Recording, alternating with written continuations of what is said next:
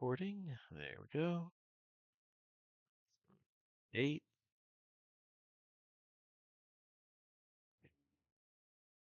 Well, I should probably go to the map. Go. Like, the date thing I do is almost entirely for me, so that I have an idea of how long shit goes. But Yeah. if you guys want to ever pay attention to it, you're free to. But no offense I will ever be will taken if you're just like, eh. I will say one of the few straightforward and non-complicated things about fucking Foundry is they have a built-in calendar thing where you can literally just do shit like advance time 8 hours or whatever. So you can literally keep exact track of what time it is in your game That's without nice. doing like That's nice. still Legit. silver linings. Yeah.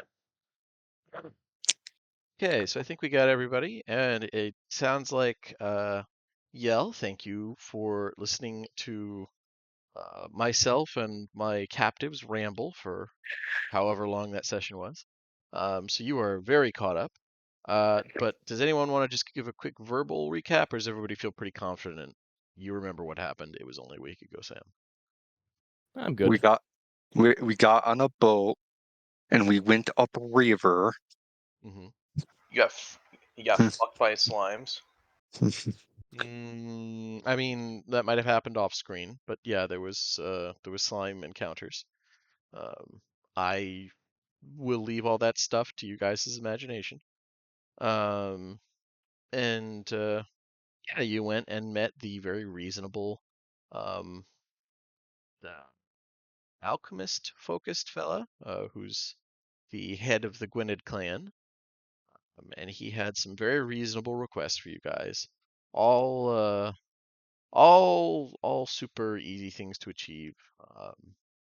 He's kind of hedging his bets in saying, "Hey, if you guys do some favors for me, then you'll definitely it'll definitely be worth me sort of allying with you and leaving this weird coalition that I don't like."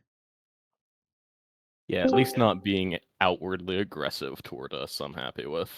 Okay, Yes. and Yep. just made the switch.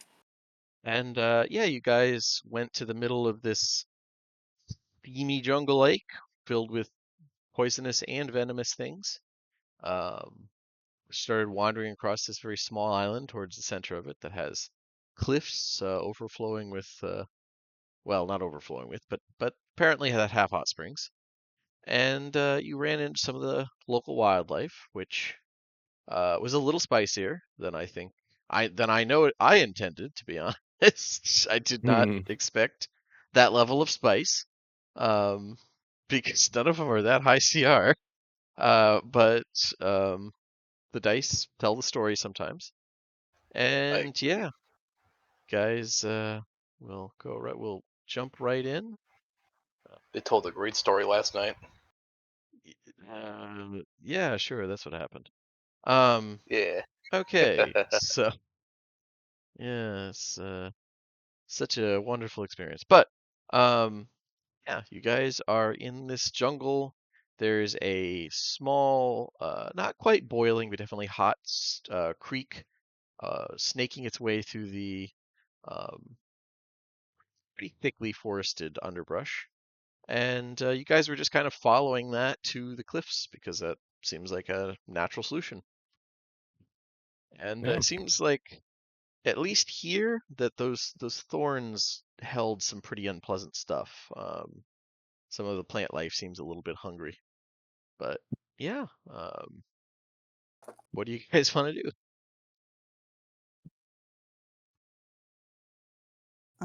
So, Help find a path forward. Okay. oh yeah, Zach is gone as well. So, Yeah. Yeah, we Emmy's wait. very quiet. yes. Is he also T-posing? No, he's deathly. Let's see. I guess Drow just would look kind of grayish. He's still very poisoned. like in and out of it. Oh His yeah. character's actually poisoned pretty badly. So yeah, that we'll And he say was that's why he's quiet. He can plod along listlessly behind you. Yeah, I'm like helping to carry him along, yeah, like Medikey, leaning on my so shoulder. walk it off. Yeah, he'll be fine. We want to like nuke the all the vines up ahead from a distance. Yes.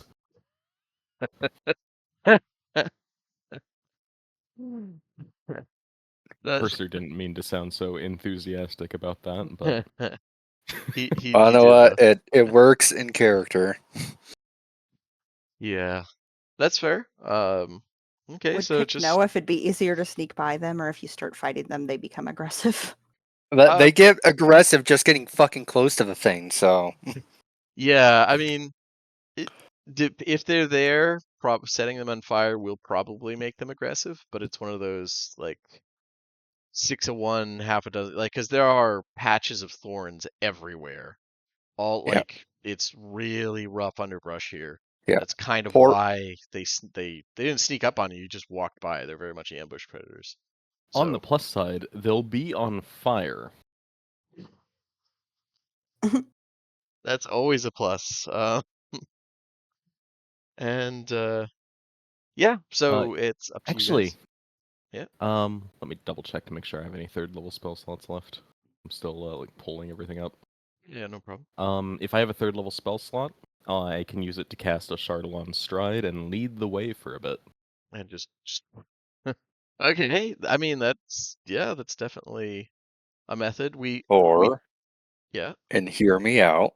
Mhm. We could get as far away as your like create bonfire can do, set the fuckers on fire, and then like shoot the shit out of them as they use their slow ass movement speed to come towards us.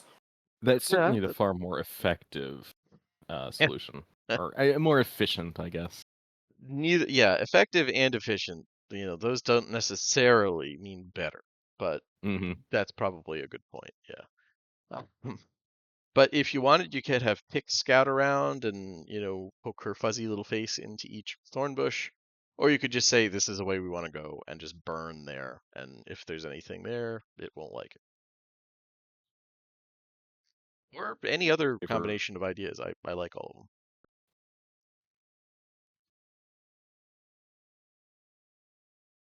I'm not with the burn down nature because I'm angered by it. I mean, that's an entire character trait for Percy. Yeah, this I will say this is not a very pleasant experience of nature, but I that's a don't good point. want to burn down nature. Just sometimes nature is in my way. Sutu was asking for it. Yeah. Nature started it. I've Yeah. had decades of monastery like thought, and so that's why I'm like, nah. Yeah, that's fair. Yeah. So, do you guys want to just do a rest here? Do you want to run ahead? How or what do you wish to do? A short rest could be good. Give Bemmy some time to recover, and maybe we can have Pick do some light scouting in that time and figure out a path. Yeah. Sure. Yeah, I know Bemmy would appreciate it. Let me see He's probably how just long. like, I don't feel so good. Yeah, he really doesn't. Let me see how long the poison lasts. Because he was badly poisoned. I can't remember if you said a minute or an hour. I'm just looking it up now. Poisoned for 1 minute. Okay, so it Okay. all right, because that hour would be punishing. All right, so yeah, he's perking up a little bit as you guys talk this over, but he's still very ill looking. Does anyone Yeah. want to control Bemmy, or are you guys feeling like you got this no matter what? I'm brave. I'm That cool with Bemmy wasn't just an being answer to the background. question. Yeah, that's true. I mean, honestly, he's only going to be shooting, so if it comes to combat, you could just make some attack rolls for him I could. Yeah, that's fair. and just keep him back. All right. Well, we'll just have Bemmy do some. Does he have hit dice for short rests?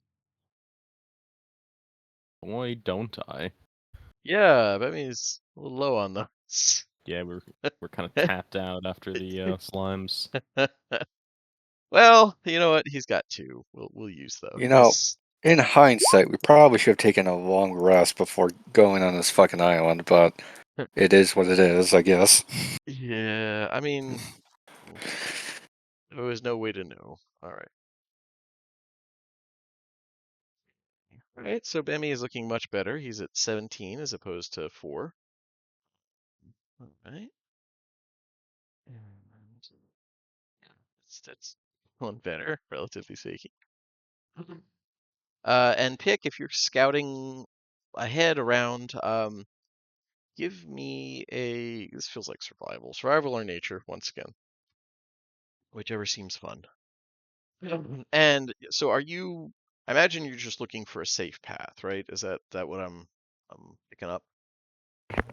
Yeah, I think by this point she started to understand what the ground-bound, terribly not great at moving through the jungle people need. So she's looking for the what works for them, because safe path for her and safe path for them, very different. Yeah, like this, you wouldn't have been attacked by those weird crawling like worm centipede things. So, yeah, it's like these guys get hit by everything. So we'll say your first thing is like, all right, they seem to like this stream thing for some reason. So following that, you spot very well concealed within the underbrush, but you definitely spot a few more fanged leaves that represent the asp vine here, and you don't see anything wriggling in the stream, so presumably there's no more of those um, awful bug things. But you're not entirely sure. You feel fairly certain that the there's only one thing if they hug the stream, at least directly. If they go over to the other side, you think you see a couple spots where there's some fanged leaves of asp vines. Um, one here, one here, one here.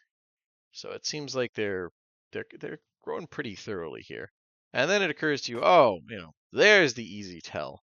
After the third one you spot, you just look for like bones nearby, which anything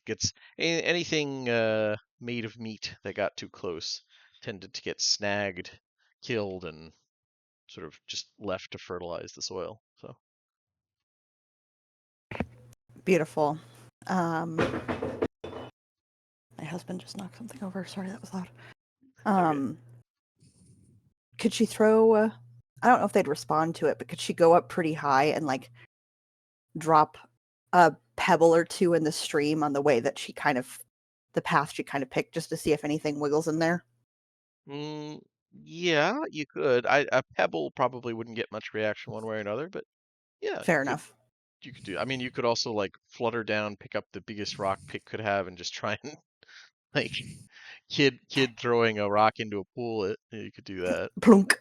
Yeah. Pick, what are you um, doing? Oh, it was fun. I mean, it was for safety. it was for safety. I think she'll probably just take medium-sized rock and give it a try. Mostly she's just looking for, not necessarily that something would move to attack it, but just if anything moved at all. That's fair. Yeah, just with a fun little splash. You don't see a lot. You do notice that there's not as much wildlife in the creek as would normally be in a jungle water source like this, but that's probably just because it's so hot. But yeah, you don't see any signs of anything. All right, sounds good. Then, since she's got 2 hours while they do their business, she just looks for snack. 1 hour, but yeah. Or 1 hour. Okay. And returns. Yeah, looking for snack, you find a couple. Give me a nature check. Looking for snack. Just out of I curiosity. thought survival is looking for snack. I mean, you just did survival, so I was just thinking something slightly different. Yeah. Because she's got that you- Ombern heritage that helps her look for snack. yeah, there you go. So you find stuff that is technically edible. Mostly, but like as you're looking through it, you're like, boy, a lot of this is poisonous. Like, and a lot of it is look-alike plants. So you have armfuls of like, you know, May- kind of beans and like vines that have little what are they called? The like they were called like jack-o'-lantern vines where I grew up, but um Oh, it's like a colorful little kind of empty shell, and then inside is like a berry. You find all yeah. kinds of stuff, and normally they're, those are fine eaten. Sometimes a little bitter or something like that, but they're not bad. A lot of these are just poisonous. Like, and they're almost identically colored. They're like looking through this, you're like, hmm, I'm not sure what's safe to eat and what's not. Like, That's you're fairly certain none of the stuff you have would kill anyone, but it could result in some very bad stomach aches, like, for a while. It she just is bordering unnatural in how much is poisonous around here. weird. Well, she brings it back to play with as they finish their rest. Like just Yeah, that's pick okay. apart and look at more than anything. You Like a like bored go up, little kid that pulls everything out of their bag and goes through it.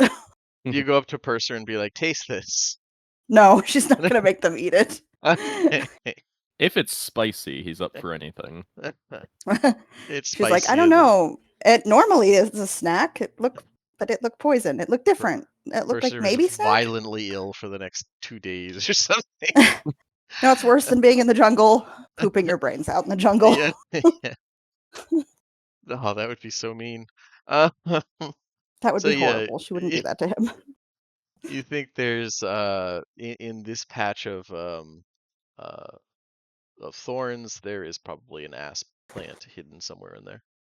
But other than that, on the eastern side of the creek, it seems like it's okay for going ahead. Yeah, she'll just tell them that where she looked and is like, this looked like they were here and here, there, like this. So there are many. Lots of bones. Threw rocks in the creek. Nothing got mad. So I'm not sure if Morn Creek. But I look good. Very pretty here. Lots of poison.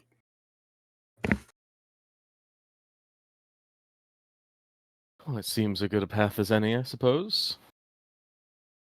Now that Bemi has recovered, we'd best set forth. Okay. Yeah, I'd definitely say we should probably like thread the needle by like going through here because I don't know if this is meta or not. I see this and I see this. I I'm would pretty I would have said if there was something hidden there. You're good if you stick to the east side of it. I'm not okay. gonna be that dickish. Yeah. The western side looks like there's a lot of asp vines there, but eastern side, you're as long as you don't get within 10 feet of this patch of thorns, you're good. Yeah, so it looks like we're gonna have to climb this little cliff thing, but Yeah, it's better than fighting. it's like a 5 or 6 foot. That's not a hard climb, I would say. So, yeah. I look forward to the day that Purser gets Fireball, so we can do like wide scale plant removal. Deforestation. Yeah, it's just That is not reenact. good. Well, you know what? Respect Fuck the the jungle. I respect the jungle. The jungle doesn't respect me. The jungle has Jungle respected is. humanity since the dawn of it. Yeah, You are Purser just bad at jungle. gets a custom fireball that's called Spell Pest Orange. herbicide. All right, so yeah, if you guys just move along the map however you want to move along. It's just gonna devolve into that South Park episode. That could cover any number of references I make regularly. What was that one where they go to the rainforest and Kenny gets eaten by a python? Oh yeah, early on. Yeah, not quite that level of this like hating nature, but yeah, the jungle's dangerous. Okay. We'll save Bemmy's game. Do we need to do climbing checks to get over this cliff, No, or no, it's like a 5-foot one. That's just No, you I guys can do scramble sick up. backflips up it. It's Yeah. just style on you. I mean, he's just a monk. making sure? Yeah, no, that's fair. And is Pick just kind of watching them like, I'll catch up when I fly. Yeah, it takes them forever to do anything, so she just kind of toddles along in a lazy flutter. Yeah, like as you flutter over this, you spot some of the tendrils kind of like twitch slightly as you're just outside the 10-foot range. But yeah, you get to the edge of this map, and I'll move you back onto the big map, which is very unhelpful because like each one of these mile-sized islands is a fucking speck. But yeah, so I would say it's maybe another 10 minutes of just being very careful going through the jungle.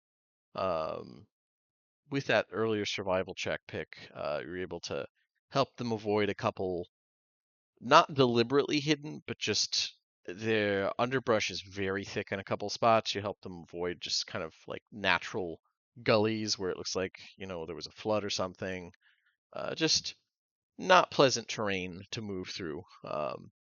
But you eventually get to the point where you can say pretty comfortably, while it hasn't been an easy trip, you made it. These are the cliffs. You're looking up at these worn, kind of overgrown cliffs at the center of the island. Um, they're pretty heavily weather beaten, but in stark contrast to the rest of the island, almost completely free of plant life. This probably has a lot to do with the small waterfalls of steaming hot water pouring from the many cracks and fissures that cover the cliffs. Um, it's a beautiful sight, and in the afternoon light, there's like a lot of probably permanent rainbows that just form in the air above the cliffs. Um, but it is difficult to make out any details of the natural like pools of water below or just anything at ground level because the entire area has a pretty thick layer of steam that provides the lightly obscured trait to like all of the area around the cliffs themselves, at least at ground level.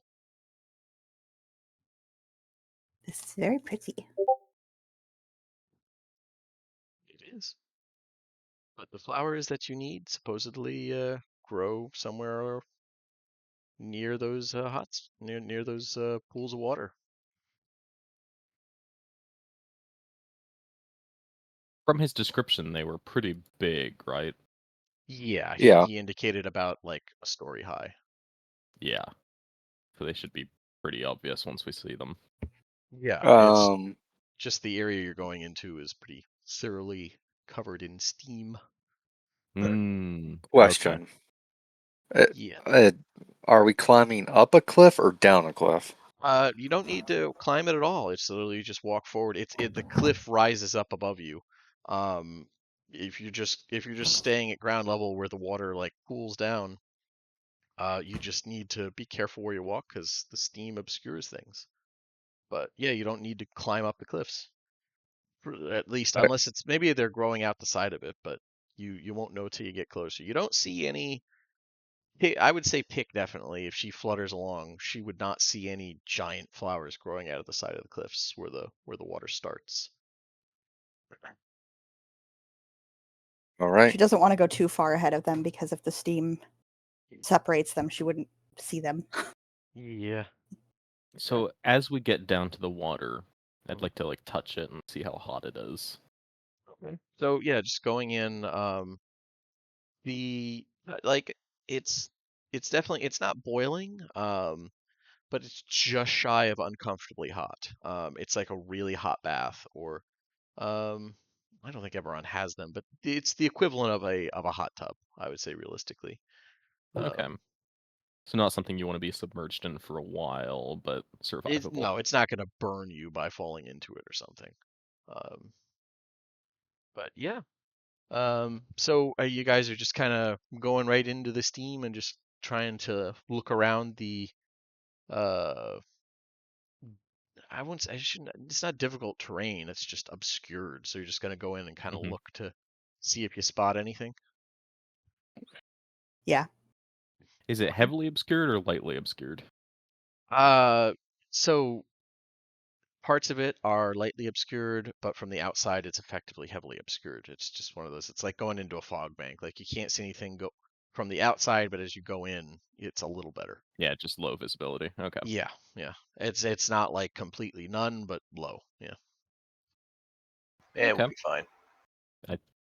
I propose we just head in and start looking around. There's not a whole lot we can really do about it, so. Yep. Yeah. Yeah. So heading in, there is an immediate upside purser. As you go in, the cloud of biting gnats and just other insect life that loves you dearly, a lot of it falls away, and doesn't seem to like the steam. I mean, the trade-off is that you're immediately dripping with like water just from you're almost immediately soaked. But that's it's That's a more solvable problem than bugs. yeah. Yeah. The bugs just kind of always came back. So this is an improvement on that end. Pick, this is awful. The moment you I go was into the gonna steam. say. Your She's probably your like, it's wet. yeah, your Freaks fur out. immediately like gets sodden. It is not comfortable in the least. Probably lands on Purser's shoulders Just and just holds onto his head. Yeah, And that's it's fine. like moving my wings is wet. Oh, I thank God these bugs are gone. Pick lands on his head. yeah, child-sized bug lands on. To be fair, she's probably pretty light, so. Oh it's yeah, not too not bad. heavy. I'm just saying, as far as like raw, you now have a child-sized bug clinging to your head. Yeah. As long Um, as she doesn't start biting me, I'm fine. She's not gonna bite. She knows he'll fight back if she does. Yeah. She's not the biting. She's not the biting kind of moth. if Plus, she it puts wanted you to eat you, closer she to would the have let you fire. die a dozen times over by now. Like, uh, I interrupt you. Sorry, what were you saying? It puts her closer to the fire around my neck as well. That's true. Have you just had that? That's your just default going all the time. It's a continual flame. It's always Okay. going. Okay. No, I wasn't Purser sure. is All right. currently the lamp. Yeah, that's fair. Um, and it's Even not a being fog light lamp. underwater doesn't stop it. Yeah, yeah. Okay. So yeah, you guys are going through. It's warm. It's interesting, but it probably isn't the most pleasant. Like the steam clouds of it seem to kind of muffle a lot of sound. Um, and at this point, let me do a quick look here. What's everybody's passive? 15 for 14. me. Perception? Yes, passive perception. 11. 11. Keep in mind that lightly obscured gives a -5 penalty as well. Yeah. Four, 14. 14. Okay. Oh, I'm pretty Um, sure Bemmy has like a 9 gajillion. yeah, yeah, let me look at Bemmy's. Yeah, 19. Okay, so Bemmy is even with a -5, he's still okay. Bemmy says that he hears what sounds like somebody shuffling. Like, let's see, how would Bemmy say this? He'd say, sounds like they in big dresses or robes. There we go, that's what he'd say. Like something rushing across the ground, just like. Yes, yeah, that's how he would describe it. Okay. He'd say it reminds him of when Meemaw brought back these very sparkly dresses that she said she stole from something called a formal. But yeah, Is it localized to one place or like all around he us? can't tell, but he says it is nearby. Hmm. I doubt there's anyone here in fancy dresses moving through the undergrowth. It could be some manner of creature with a dragging tail or other strangeness. That's a fair assumption. So it could also be, somebody in a fancy dress, but that doesn't seem likely. Uh, so yeah, like you guys, actually, let me go to the thing here. Do you change your layout in any way on the marching order or anything like that?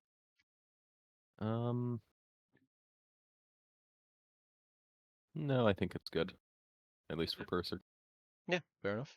I think Pick'll stay where she is. She does not try to she just puts her little feet on his shoulders so she doesn't obscure his view. Keeps her wings up. If you fly like 20 to 30 feet up, you'll be free of the steam, but then you won't be able to see any of your friends. Like it's one of those. For once, you can't just do the whole like I fly 20 feet up and I enjoy not dying. You could still probably safely fly 10 feet up, but just visibility is shit. Yeah, and it's wet. And it's with all the little their wings are like if it's like a real moth, it's like Yeah, it keratin. needs time to dry out. Yep. Yep. I So like she's that. probably just going to enjoy Purser as her land transportation for now. Yeah, there we go. Okay, so yeah, in that case, the shuffling continues to the point where it's loud enough where like all of you are starting to hear it from. Still kind of hard to tell the direction, but there is definitely something like slowly meandering, and then it pauses, and there's no noise.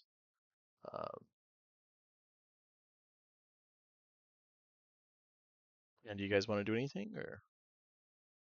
Draw her bow, Yeah. aim it in the general direction. I mean, as it stands, we don't really have any like ability to just like Death Blossom to like. Actually, well, no, I have a shit ton of crossbow bolts. I'll just take a shot in the direction that the sound's coming from. Fuck it, why not? She can mute her telepathy up to I think 100 feet or whatever, and just goes, "Hello." Okay. Well, that actually gets a reaction. One sec here. Not words, but it does get a 120 reaction. feet. Let me. Yeah. At a tenuous hello, there is like the shuffling sound immediately cranks up as if someone's running or like something enormous is running. Don't like And that. let me move you to this. And yeah, if you could all just roll initiative as something is charging towards you.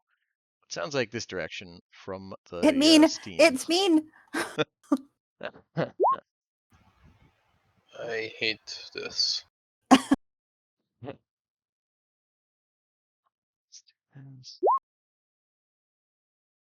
We're doing so good, guys. We're doing so good. Don't worry, Bami's going to get like a 27. Possible. Let me roll for him. I think I just double rolled. Initiative. He has a plus 13. Yeah. Oh no, he only got 22. Yeah, he rolled like shit. All right. Let's see. Okay, let me roll for some stuff. Do a thing. Mine should be a 15 if you change that back, please. I can do that. Yep. One sec.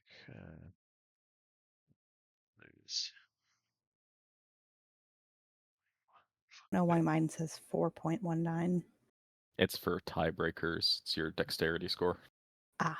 It is nice. It like as silly as it seems, that has actually helped me in the past where I've had, no, it's my dex is higher. No, it actually isn't.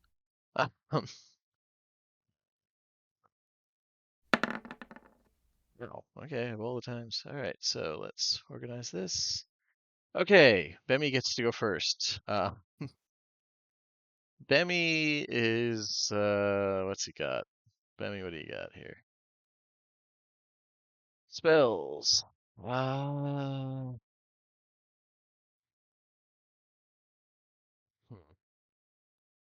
Bemi's gonna save a fairy fire. Or no, wait, did he use? I think he used his innate fairy fire use. Does he Yes. get it back on a short rest? It does It's long not. rest. Yeah, it's a Okay. racial thing. He in that case will, I don't know, he'll save a shot. There we go. He'll do a shoot bow thing when something arrives. And that is most convenient because something is arriving.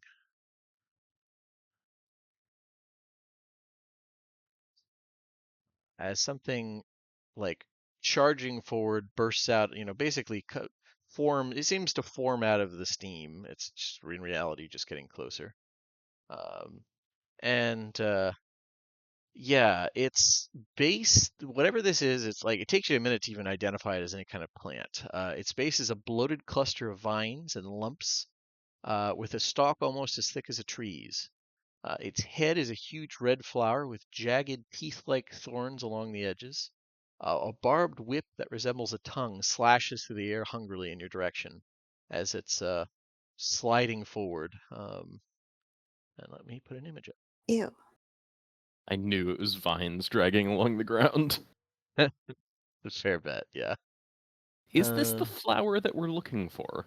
Yes, very, Okay. very much so. I'll cut out I the figured. uncertainty. It is a warlock's trumpet bloom. Um, is a big boy. And yeah, it's going to continue moving forward. What is the reach? Oh, nice. Okay. So, one stinger, two tendrils. So, first thing is the stinger will. Oh, cool. Okay, actually, pick as your hello. Like, you think maybe it's saying something. Like maybe it's saying hello. There's noise kind of echoing back through the communication, which doesn't usually happen. Um, Give me a wisdom saving throw, as there's like weird, almost static, like voices overlaid with each other Ugh. as something is coming out of this. It's talking, kind of telepathically. So you were frightened for a minute. Um, you can repeat the saving throw at the end of your turn. Okay, Frightened that's a of this giant ass thing. flower, and I'm a tiny bug. That is fair. Let me. For some reason, they That's a don't have. giant angry flower, and I'm a tiny bug. Maybe it's angry, maybe it's hungry. Who knows? But yeah. So yeah, as it slides forward, first it's going to that weird proboscis-like thing is going to whip forward at you, Purser. Uh, Yeah. Excuse me. With a 15 to hit. 15 misses. I think. Okay, good. Yeah, it Yes, digs into the 16. ground. Um, and it kind of like you see a little bit of greenish ooze like splatter the ground as it pulls back in, and then it whips at you twice with its vines. Actually, I think it might need to get closer. What's the range? Oh no, it doesn't. Okay. Yeah. So 18 and 8 to hit you with the vines. So, yeah, I will cast Shield Okay. to So block yeah, the as 18. these vines like smash against your shield, there's just like an impact as they seem to like they're stopped entirely by this wall of faintly glowing silvery flames. Like it's somewhat transparent, so you can see through it. But yeah, this thing it's like it honestly feels like less like vines hitting it and more like when you see sailors and stuff haul stuff under heavy tension with ropes and stuff, like the real heavy duty ropes they use for hauling things. Like it has that weight behind it. Each one of these vines Mm-hmm. impacts the shield. Are there like And whip cracks as they're like oh snapping yeah, around? yeah, like it's way faster than you feel like these could break bones if they hit. And that's it for its turn. Purser, what'd you like to do? So And Purser before is. anything else, I don't just so it's not a gotcha moment. There was mention that they had evolved or at least made their Mm-hmm. home in a place that's very hot. So they may have some resistances to normal fire. Yes. Yeah, sorry. Go ahead. No, it's fine. So Purser is nonchalantly unconcerned, and he just calls out behind him, "This is what we're here for. Avoid damaging the flowers." And he moves in with his rapier. And Cool, cool. gonna cast Green Flame Blade. Ah,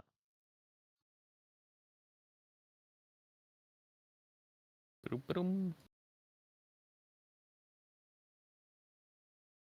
I don't know why everything's being so... Might be my Minecraft. Let's that down.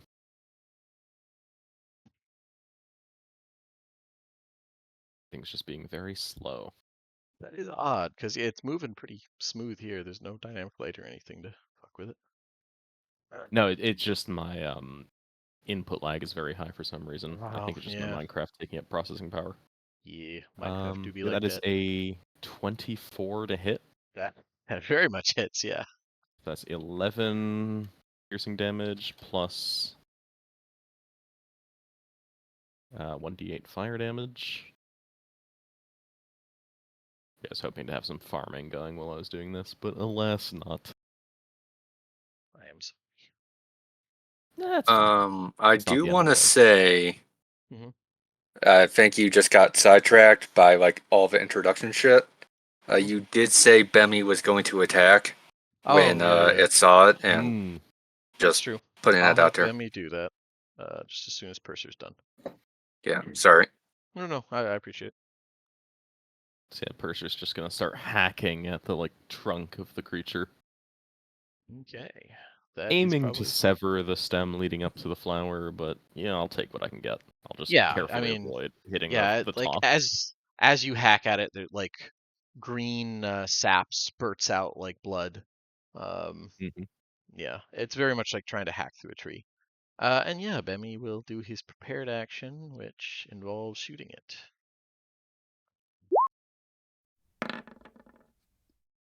20 definitely hits. For 11, I don't think it has any resistance. Nope. Okay. That's pretty good.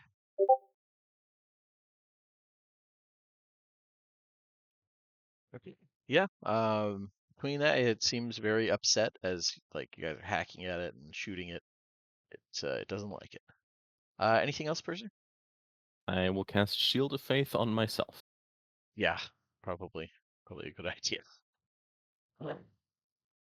Okay. Okay. What would you like to do? We I are would say going it's about to. because I'm looking here, it doesn't say the exact range, but I would say it's about a 30-foot range before lightly obscured is just going to like you can't see shit. That seems fair. Make Because my you're still wisdom safe save. range wise. You're still afraid. Okay. And when I'm afraid, do I just have to stay away from it? So No. you have Yeah, disadvantage on attack rolls and ability checks while you can see whatever's fearing you, and you can't move closer to it. but you can still attack it. It just at disadvantage, basically. Okay. If you I stay think she's gonna still, it should hide in cancel this out. tree. That's fair. Hopefully the tree is nice. And she will take a shaky shot at it. That is fair.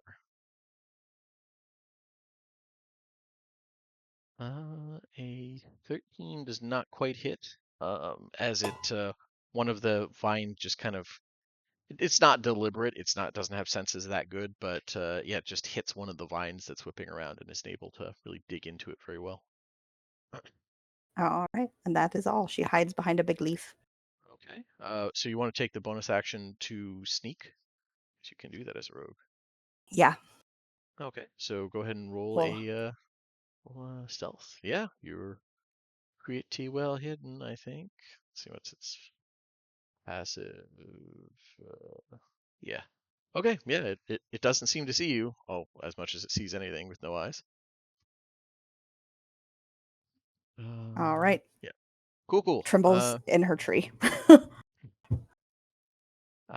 There is a splashing sound to your east, but nothing as of yet. And uh, Balthazar, what would you like to do? Kill it. Fair enough.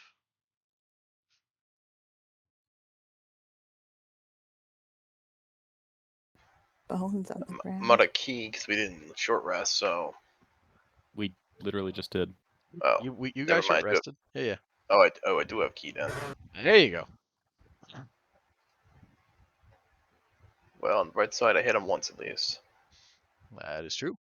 Yeah. So, looks like what's the why did it do like 6+3? I don't get. Oh, that's for That's crit the crit. damage. Derp derp derp. Okay. Yep. I got you. I Yeah. do So 6 you damage, and that'll be my turn. run up and punch it, but every little bit helps.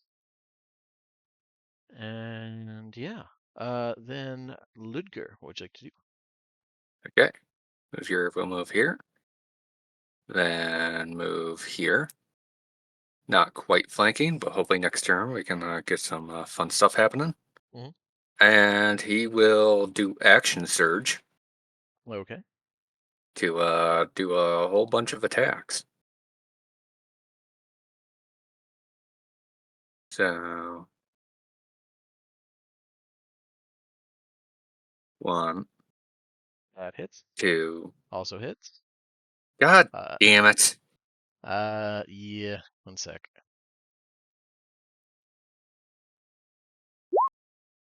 61. 61. Thank you. Thank you.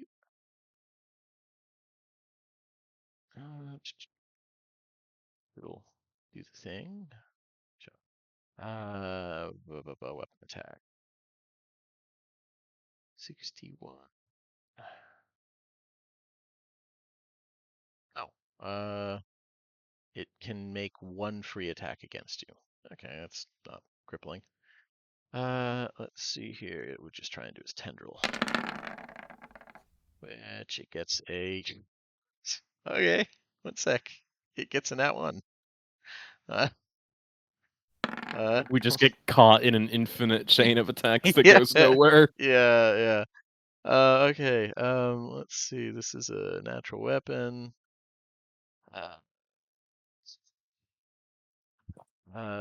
Critical natural weapons. And what did I get? 90. Okay. Okay. That was a little weird. Yeah. So it like the somehow that it overextends itself, swinging at you, and you gain advantage for your next attack. That Oh, I was already. which Yeah, is a 12. I know. It's just yeah. So that was it is what it is. pointless. Okay. Well, it could have been worse. All right. Okay. To actually do damage, I'm going to use a superiority die on one of these. Boom. And turn that off because I'm only using one of those.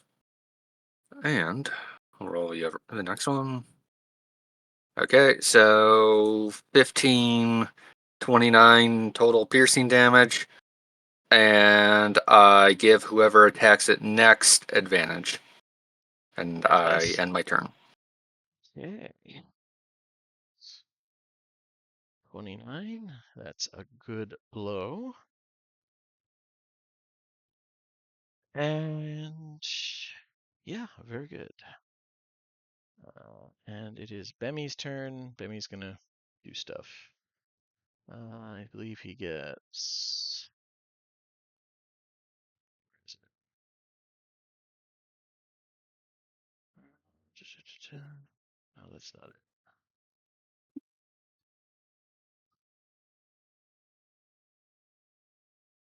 Rangers get. Yeah, Rangers going. I was like, he gets 2 attacks. Why the fuck isn't? Yeah. Okay. 1, 2. Just going to shoot at the thing. 16 and 21 both hit. Not bad, not bad. Putting in some work. And he's not going to move because I don't want to with that. All right. Now it is this thing's turn. 1 sec here.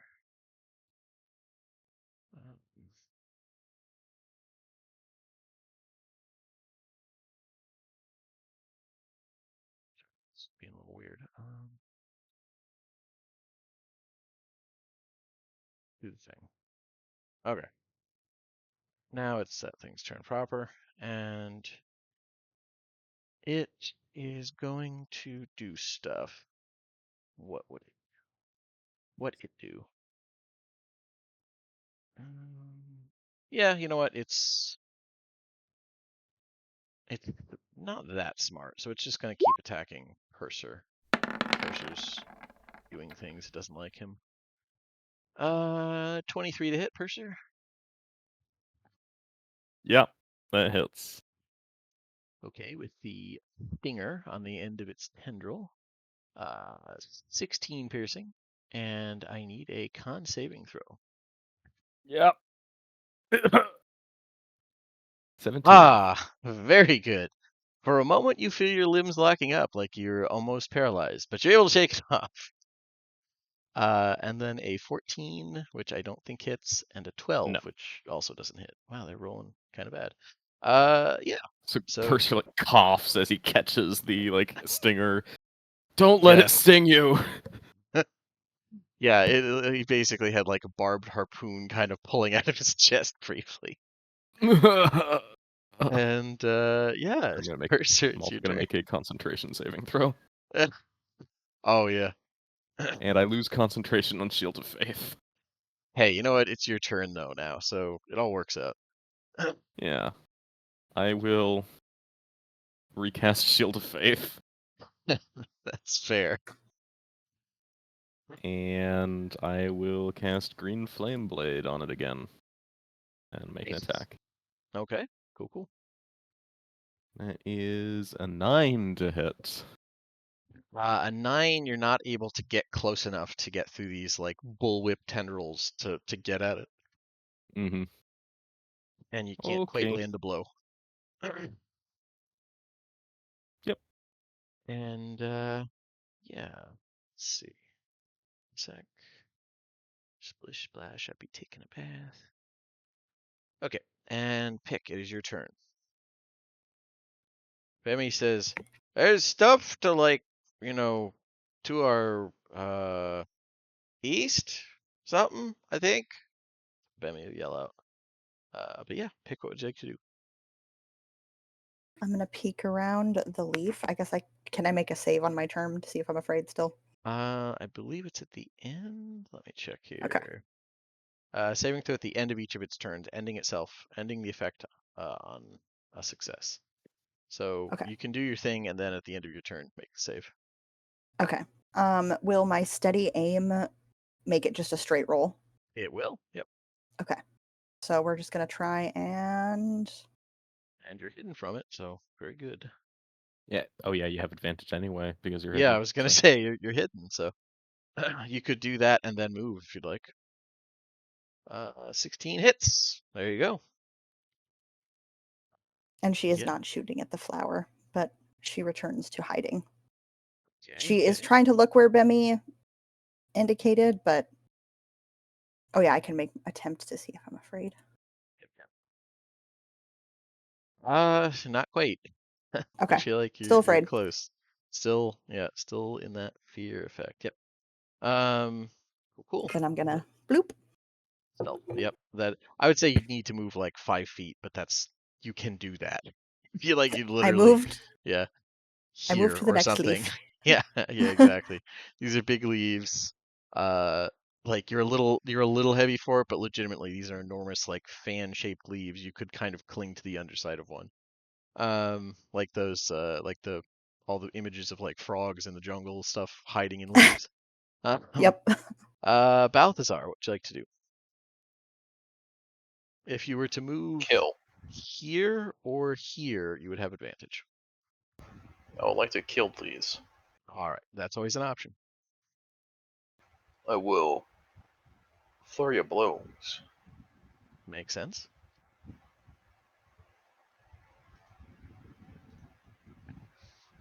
14 doesn't quite hit. 20 definitely does. Then, my second attack, Yes. I will attack again with the Hand of Harm.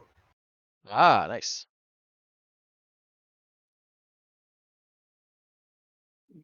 Oh no, it's just an addition to it. Okay, I thought it's something. All right.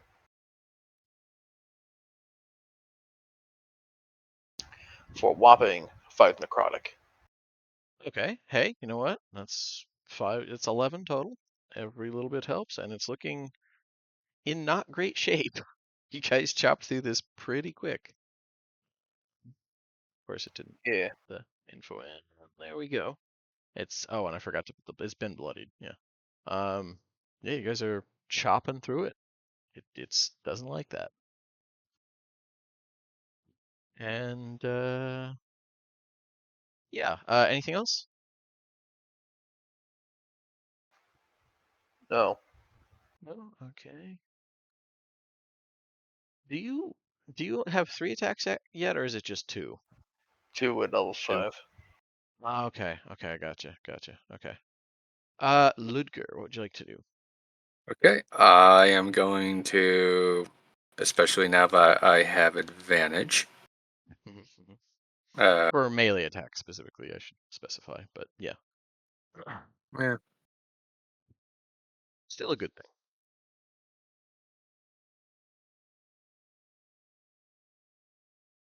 One moment. I'm just reading up something real quick. Okay, so what I'm gonna do, since I'm going to attack with the bayonet, attack with a crossbow, and then use my bonus action to give that extra bayonet attack. So Yeah. Well, because that's something I can do with the two extra attack. So okay, that's look at a that. critical. Crit. It's critical. Yep, yep. And okay, 16, and then 16 does hit. Yep. bayonet again. 11. Does not hit. But you got a crit in Okay. there. Pretty good. Did that 16 hit? Yes, 16 hits. Okay. Fuck it. I have superiority dice. I'm going to use that on the critical. That's fair. Yeah. Up that number. Uh, Roll dice go up. that sounds about right. I mean, still. Next person against that has advantage and other attack. 10 for a total of 40 damage. 14. Or, Yeah, no, wait. Yeah. 14. Sorry. Yeah, 28. 14, 24. 22. Yeah. 14, yeah, 22. Plus. Yep. Yep. And I end my turn.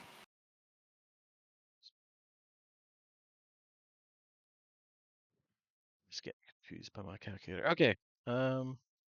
Yeah, as you're hacking and slashing at it, it's there's like a hissing squeal that's like it's auditory, but there's also like a faint kind of echo in all of your heads as it seems to be like outraged. There's green sap spraying everywhere. It really doesn't like how badly you guys are hurting it. And yeah, it's Bemmy's turn. Bemmy is going to shoot twice. Okay, that first attack has advantage. That's a good thing. Avoids the crit fail. 8. And then 26 does a hit. Does hit. 18 damage. Pretty good. It it's still a Yeah, that sounds about right. okay. I know what that Yeah. laugh means. Uh, it's not at 1, but yeah. Goes to that too. Anyways, so it's going to it doesn't like that any of you guys are around it, so it's going to try and sting Balthazar first, because stinging Purser didn't work. Stinger. 17 to hit our monkey boy.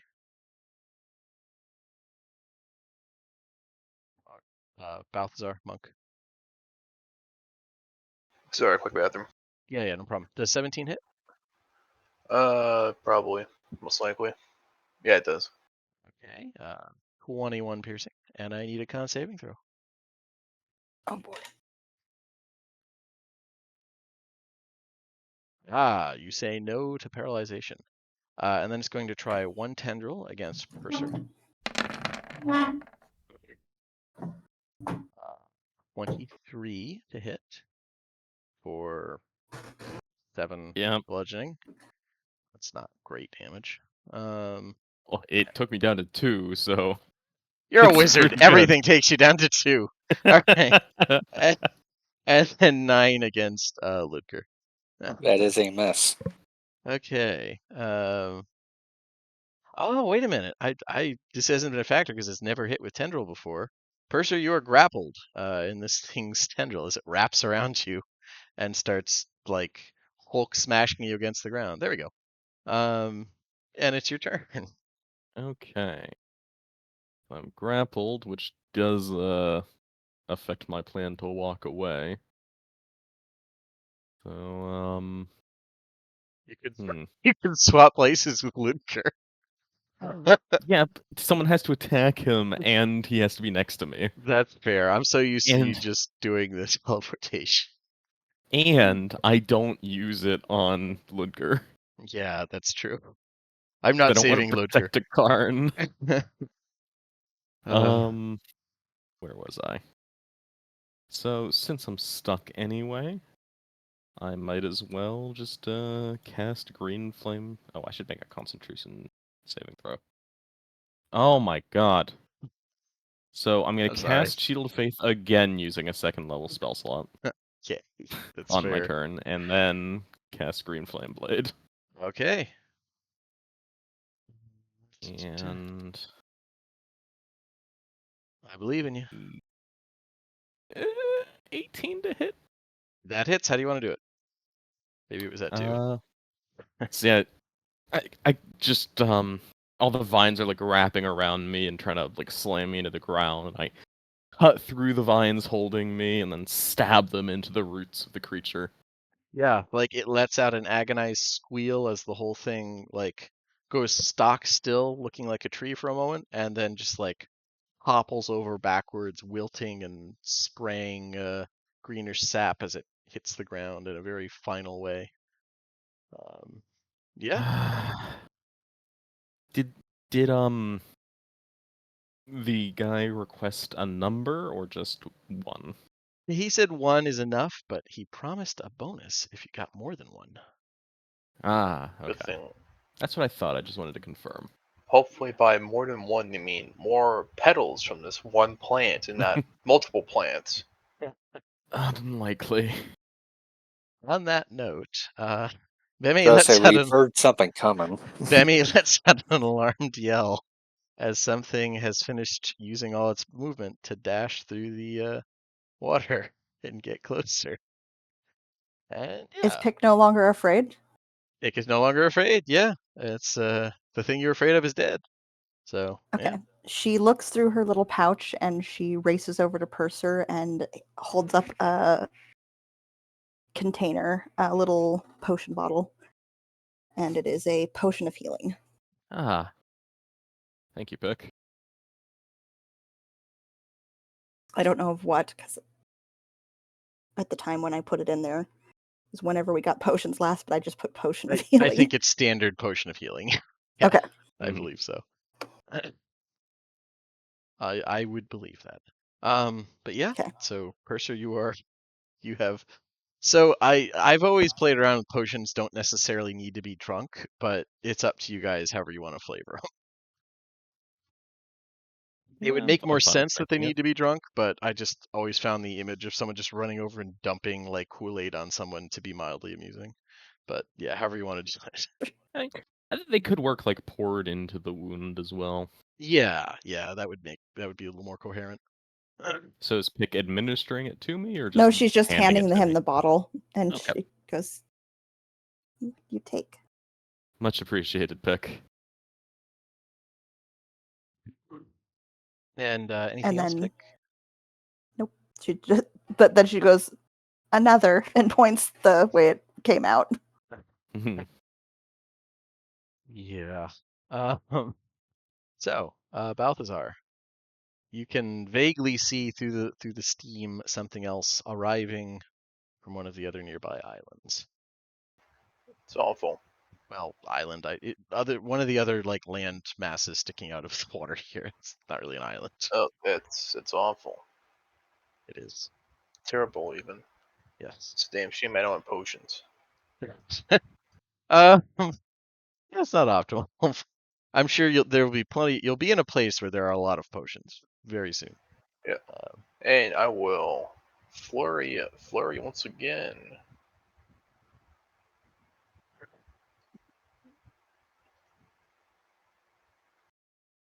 11 and 13 do not connect, as this thing's tendrils just kind of.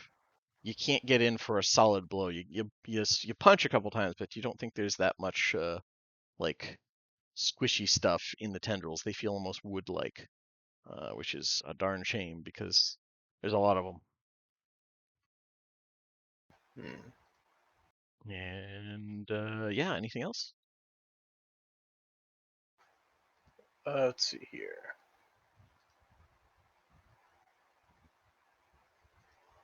Oh, then heal myself with one more thing. So D6 plus 3. That's a decent idea. Nice. That. 5. All right. I'm done. Cool. Wait, is that as as an action? Is that? I think you have to do that or attack. Yes. I would allow a retcon and say you did that rather than attack. I'm fine with that. Oh, okay. Yeah. Okay. Oh, when you flurry, you can replace one of the attacks with use of it. Oh, okay. All right. So yeah, there you go. There we go. I don't need to retcon anything. It's just instead of the 13, you did Hand of Healing. Nice. Okay. Ludger, what would you like to do? Okay, Ludger will move to a flanking position. Okay. Splashing into the hot water. It occurs to you as you do this that although your senses are a bit numb from the high quality Karn healthcare, this would, you could probably like sell trips to places like this. Like these are hot springs are big in some parts of Korover, but it's an idle thought, one of those weird things that hits you when you're doing violence. Maybe one day we'll be able to like take this island from the alchemist place and kill all the like horrible wildlife and turn it into a hot spring resort. Who knows? Open a Manifest sandals, destiny. yeah. Any Open a case, sandals. I will do the attacks. So first is that's a miss. Yeah. Second is this. That hits. It's a That's hit. a hit. And then bonus action to do the bayonet again. This has advantage again. Yep. Okay. That also hits. Okay, so boop. And I am going to use one of my superiority dice to get in a little bit of extra damage. And So he gets that advantage. yeah, yep. Boom. And for a total of 16 damage, I end my turn. Okay. Yeah, you've definitely injured it, and it doesn't like that.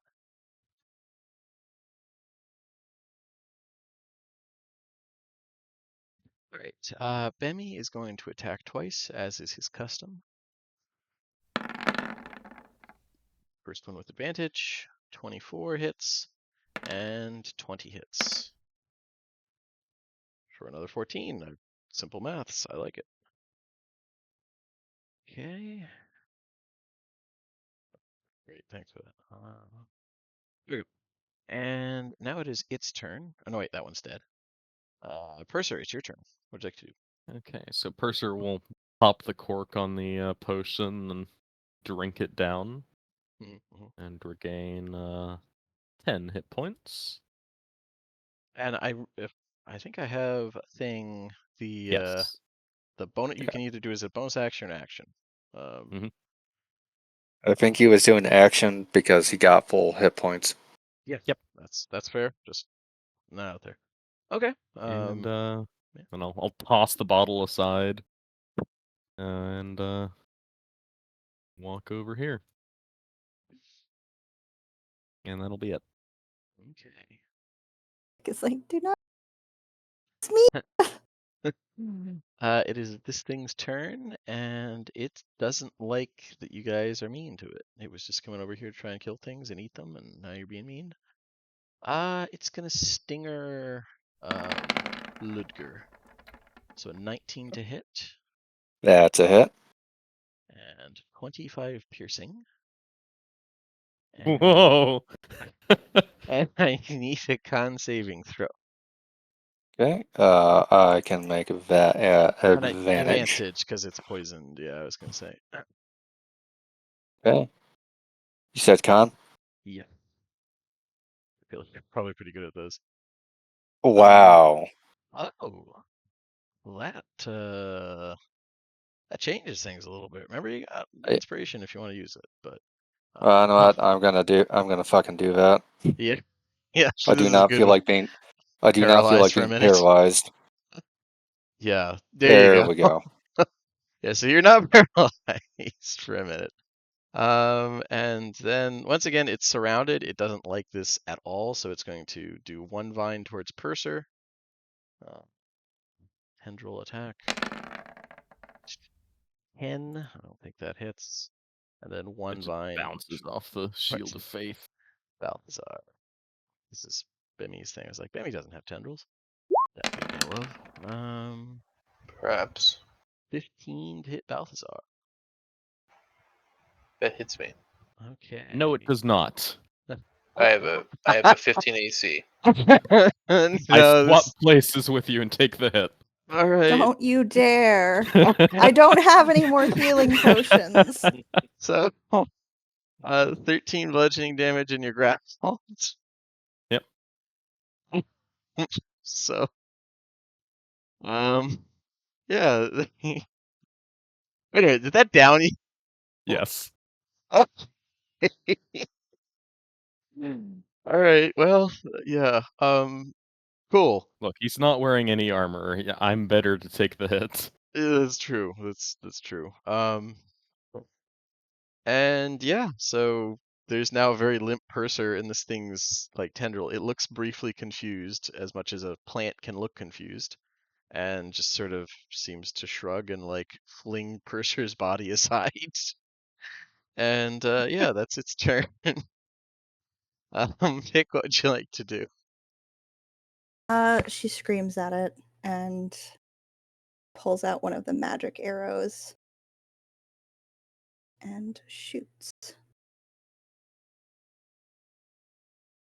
Staying stable, so she gets that. Gets that advantage. Always good. And you're not afraid anymore, so that's good. Oh, I sent the wrong thing to chat there. It's Okay. And it was a walloping. The walloping. Okay, which I totally remember what that does. Let me quickly look at the chat. I think it's a knockback effect, right? Let me I think look. so. Let me look here. I sent you the info. I should know this. Scrolling up. Here we go. That's not it.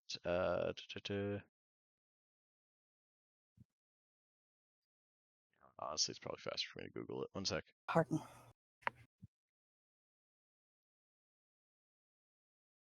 There it is. Walloping ammunition.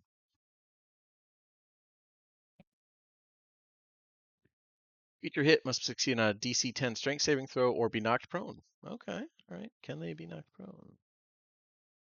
They can be. Okay. All right. Let's strength saving throw. I will be impressed if he fails. Yeah, 21. It's not knocked prone. It's but fine. It is hurt. The arrow does hurt.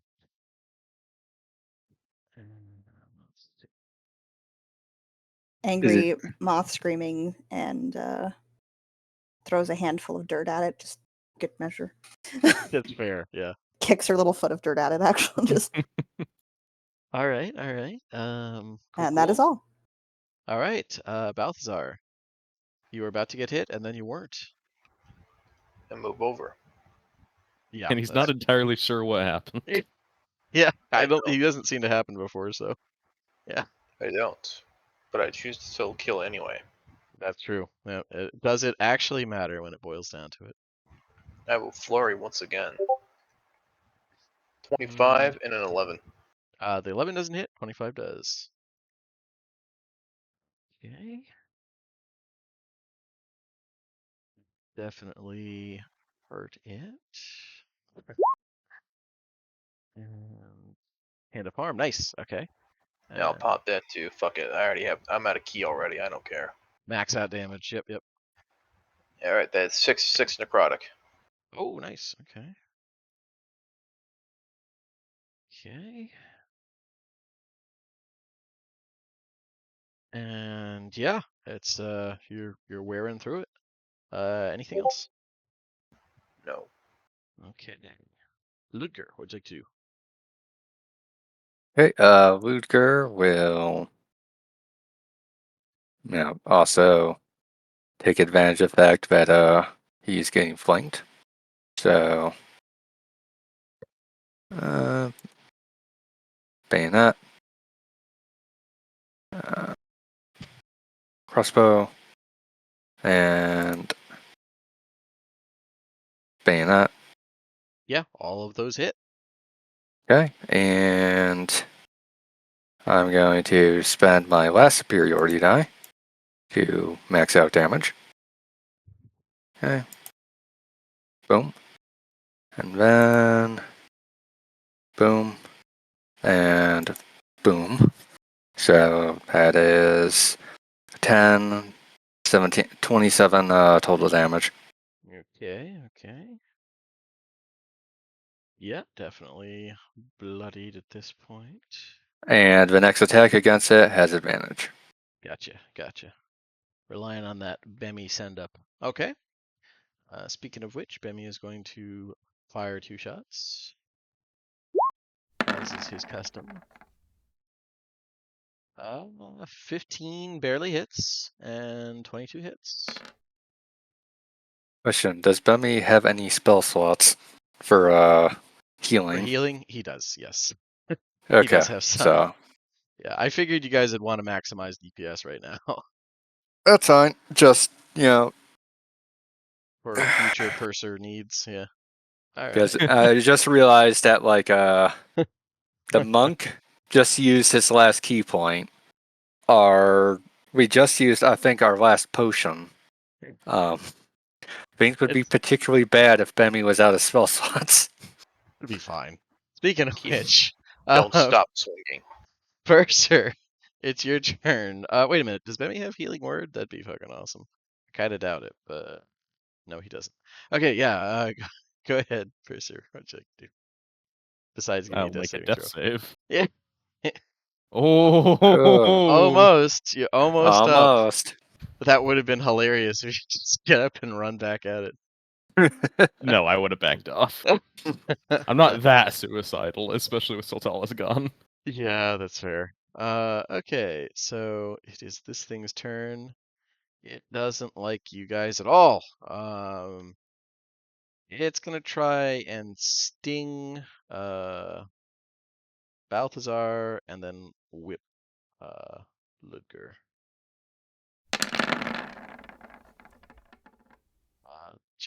Okay, 1 sec. 100.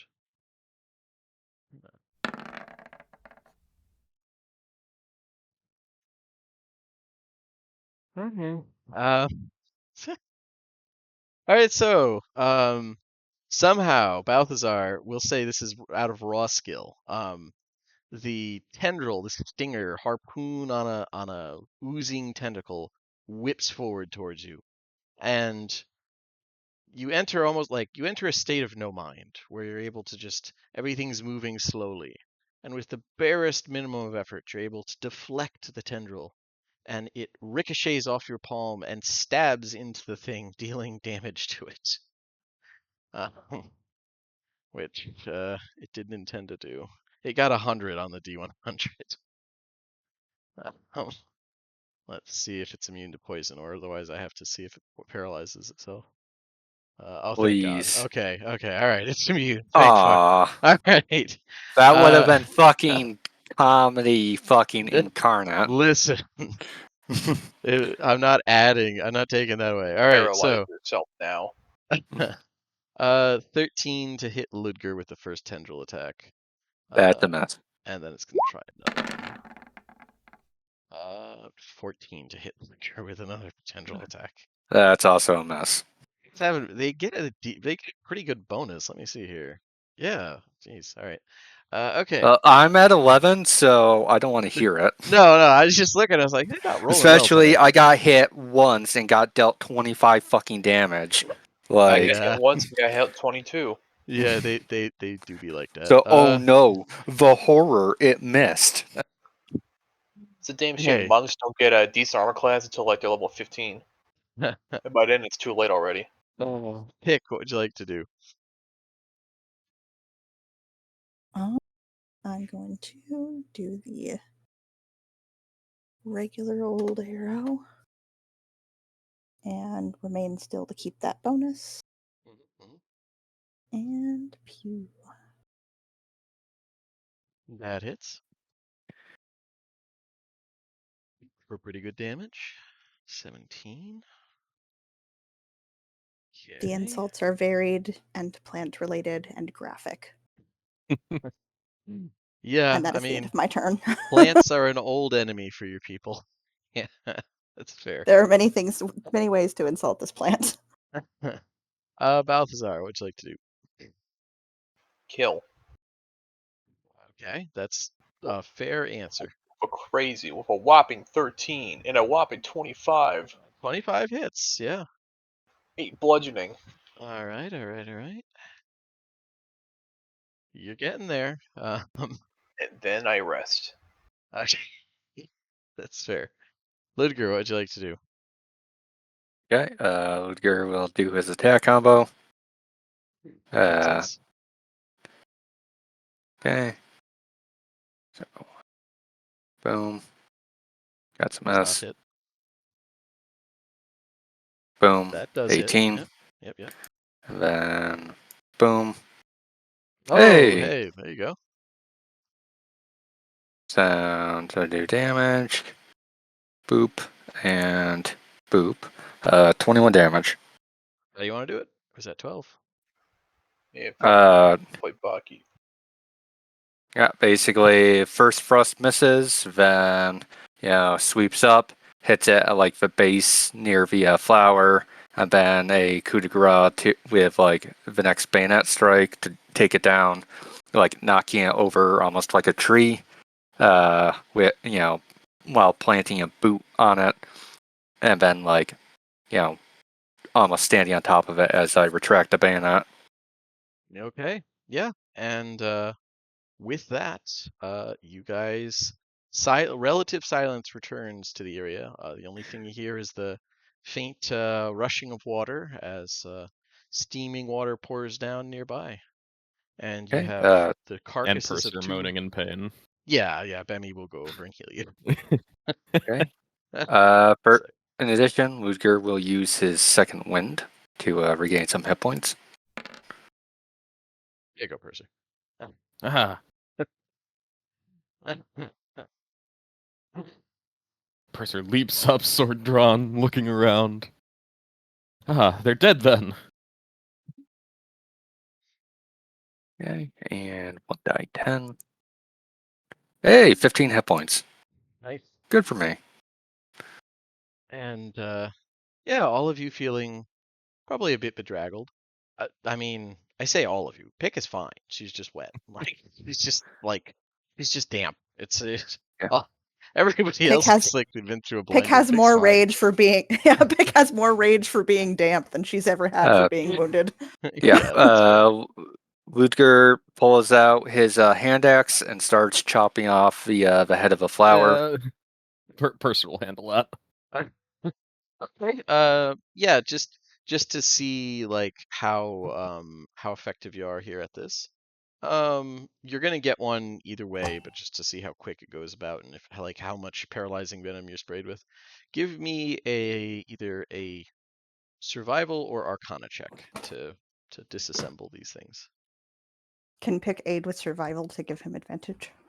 Yeah, or you could do the other one yourself. It's both are viable options. That's a 19. Okay. Yeah, you're able to shear off the head of this one, and you're looking Yeah. over at the first one that you guys toppled. You see that while it hadn't developed enough to like open on its own, it was developing a second head bloom thing. So, you actually get three from the two bodies, See, or I make sure to remains. keep as much of the stem as possible, and I like wrap some cloth around the cut to stop any leakage and Is try there and any more preserve out the there? flower as long as possible. Is there any more Yeah, of any more of these? these things in the distance I can see? Um, no, that at least none that you can see. There's the steam obstructs visibility pretty well. But yeah, there's none. There's no more that you can see. Let's see, when can I start running out of water? Is that like level 10 or something? That sounds right. Run along the water looking for them. Balthazar is never How seen again. how heavy are the flower heads? So they're like, ironically, the heaviest part as you shear them off, especially keeping some of the stem, quote unquote, intact, is the stem because that's very woody. Um, Mm. I would say the whole thing, which is about like as big around as like I don't know, pretty sizable. When curled up into a pod like a closed flower, probably like I don't know, the size of a children's wheelbarrow or something, like a small wheelbarrow, like the toy wheelbarrows you see. That's I don't know why that's what comes to mind, or something like that. About like the Like a size of big like duffel bag. There we go. That's way more sane of a fucking reply. They're like a big duffel bag. I was about to say a Um, microwave. yeah, no, bigger than that. Like I said, like a big duffel bag, like one of the big army duffel bags. In any Um, case, I'm gonna start ritually casting Tensor's floating disc, and we'll load the oh flowers yeah, up onto that. that's plenty. Like they're both, all three of them on it. That's like they're each one is maybe 40 pounds max. So yeah, Mm-hmm. you're good. They're just kind of bulky. Yes, they are. A lot of like, it's a lot of like this leathery, almost flesh plant, but it's not very heavy. So yeah, very light. But yeah, you guys are able to successfully disassemble, and you're in a very relaxing area. If any of you wanted to take a soak, probably want to like fish out any bones that are in the area first. But if you didn't, understandably, you could start heading back through the jungle to the ship. We'd best return while these flowers remain fresh. It's true. Okay. Do not want to get wet. Er, Yeah, yeah, that's fair. The hot springs sound less appealing to a moth person, probably.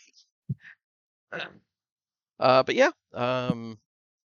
honestly, you don't need to do a check. Like you got here, were promptly attacked. Just finding your way, carefully tracing your way back between Demi and Pick, you can find the trail you picked. Um, Getting here, like it's not hard to find your way back.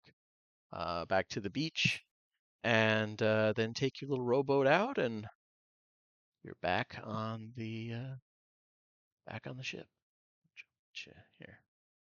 she clings to the tallest thing that would give her decent airflow.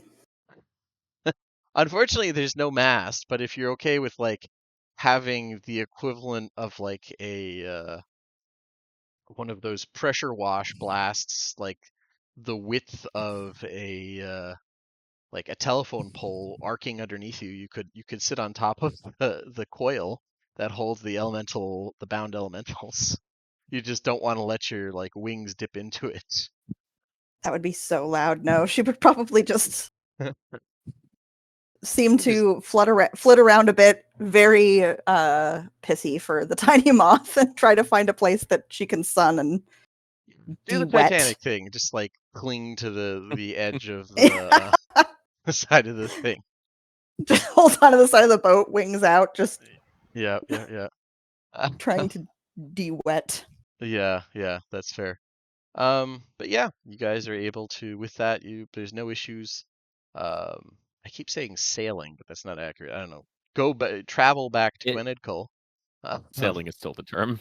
I know, it's just it feels wrong. Yeah, heading back to Gwenedkul. You get there, and are you just gonna like sail up in your giant relic ship, or are you gonna do the same thing where like you park I a think little it's bit? best to park a little ways away again. We don't want Okay. to, at least until we have something formalized, we don't want to make them too anxious. Yeah, force anybody's hand. And Fair we'll enough. make sure to clean up before meeting the Lord again. We'll take a short rest and just Yeah, not covered in sap and blood. Yeah. That is fair. I should cast get another disc and we'll walk back to yeah. town. I should get Purser like a custom magic item that just gives him prestidigitation and like command of the Elvish or giant language. I mean, Only those cleansing stones things. are a thing. We just don't have one in Mishann yet. That's true. That would definitely be something you could order through Nat's shop, and she'd be happy to get you one at Yeah. a slight uptick on charge. But yeah. So you guys clean up a little bit. You know, your monk polishes his mask. You guys like wring out your clothes of various things. Pick enjoys the refluffening of her fur, and Ludger replies, mustache wax. yeah, exactly. And Is you Pick all guys, fluffy after drying out like a dog? Yeah, you ever see one of those blow-dried cows? yeah, Very I plush. like that. That's And I guess Balthazar, he spruces up, but no, the golden blonde hair is the big thing, so he just makes sure that looks nice. yeah, and that's sufficiently exotic here, definitely. So, uh, if it was like pure white, they'd legit think like, so he's some kind of albino pseudo drow. Like, what's going on? Like the blonde thing just throws him. Yeah, you're all looking as sharp as one can look while in a jungle filled with horror. And you, you return to Gwenedkul. Once again, the streets are pretty empty, but they actually have an idea of who you are this time, even without your drow companions, besides Bemmy. And they let you in without any trouble. Going back to the personal estate of the clan head or the family estate, you're quietly shown by a lizard folk servant to Lord Gwyned's lab. Um, this time he is the only one working, still wearing the magical bubble of fresh air. But he does give you the first genuine smile you've seen on him when he sees you hauling in 3 trumpet bloom flowers. Excellent! I cannot tell you how much trouble you've saved me. The act was a pleasure. Really? I'll have to call on you again then. Well, remember, I'm speaking in common. Oh, Yeah, yeah. Ludger translates, as always. There you go. Yeah, then, so with this, you've had time and you've done me this favor. Are you willing to officially agree to my terms? I would say so. I believe that's what the party decided. I think so, yeah, out of character. Mhm. Actually, no, I should probably ask if there's a dissenting opinion from the person who wasn't here last time all those terms were laid out. Yell, did you hear anything when you listened to the recap that like out of my ramblings that sounded particularly like this guy is a problem or anything like that? Pick is a little concerned about what experiments he's doing that people don't like, because he said that he wanted to be able to do his experiments with no one interfering. And now knowing how mean those plants are and that we gave him 3 of them, Player is way more concerned than Pick would be. I think because she's just like trusting that these are the people that she's with that understand diplomatic stuff much more than she does. So she's like, they got it. Drought Dr. Engels is going to do nothing but good to this world. It might even be as simple as they don't want people to die getting his like exotic materials anymore. I mean, that's very believable. He didn't seem that If concerned. we will cross that bridge when we come to it. If he's like bringing in twins to study them, I think we may need to stop him. I mean, as much as I object to that shit, and I do, we can't even stop fucking slavery. How the fuck are we gonna stop this guy from like building a woman suit in his basement? Like, Okay, that's fair. He doesn't have Goodbye Horses playing. You're okay. But yeah, he says, well, in that case, you've managed quite more than adequately, even. And Gwynedd rewards those who work in its name. Your bonuses are in the 3 labeled jars behind you. And behind you guys sit some ceramic jars neatly labeled in Elvish. Those are doses of Malice, Corpor, and my own creation, Mindbane.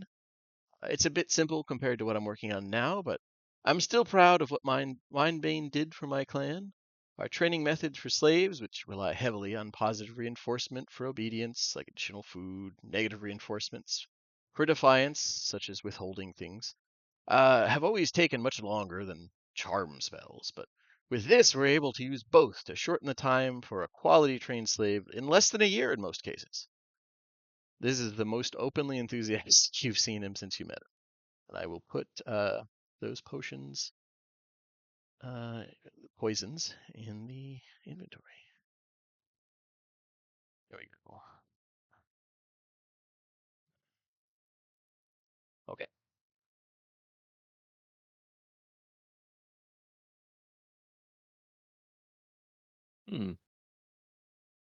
My current research involves trying to finally surpass the, well, frankly pathetic, limitations of most enchantment magic. Almost all of them are short-lasting and can be suppressed with either sufficiently strong will or a simple application of dispel magic. If I can further improve Gwenedd's traditional methods with, say, something that enhances the pain of punishment or the joy of reward, then Gwynedd can completely dominate the slave market. Who would tolerate even a rebellious menial slave if it took just a month to ensure permanent obedience? As he's like still frantically cutting apart, like barely looking at it as the knives work across the flowers that you brought him. But I apologize. I know I tend to ramble about my work. For now, what you've done is more than sufficient to allow your ship past Gwynedd Cole's defenses. I'll send word to Pikier Cole to ensure that you don't get attacked from the jungle on the way downriver.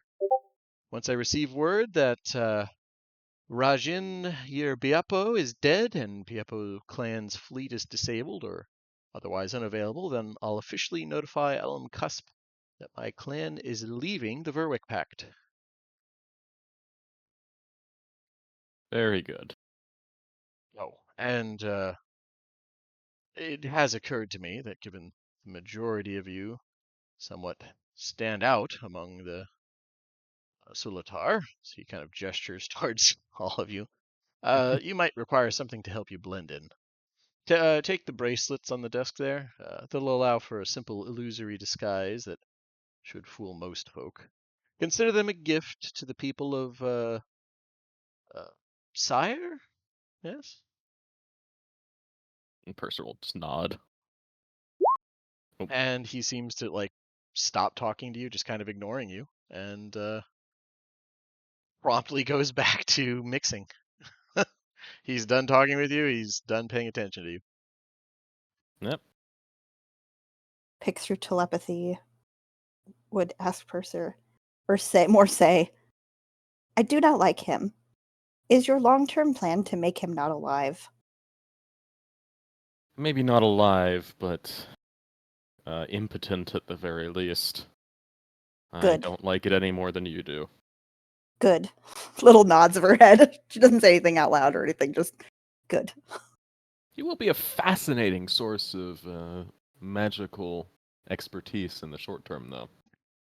I'll get what we can out of him before we do anything too drastic. He does seem to know his stuff. Ick. Hmm. I can't wait till he discovers LSD. God damn it. And like Purser's up for like the magic for magic's sake advancement, like exchange. He just if it goes too far, that's going to require interdiction. Yeah. Like super enchantment spells. Yeah. He does seem to have knowledge of enchantment spells and much more extensively of alchemy. So I will also say that was ready yeah. for him to have a way to do instant cast GS.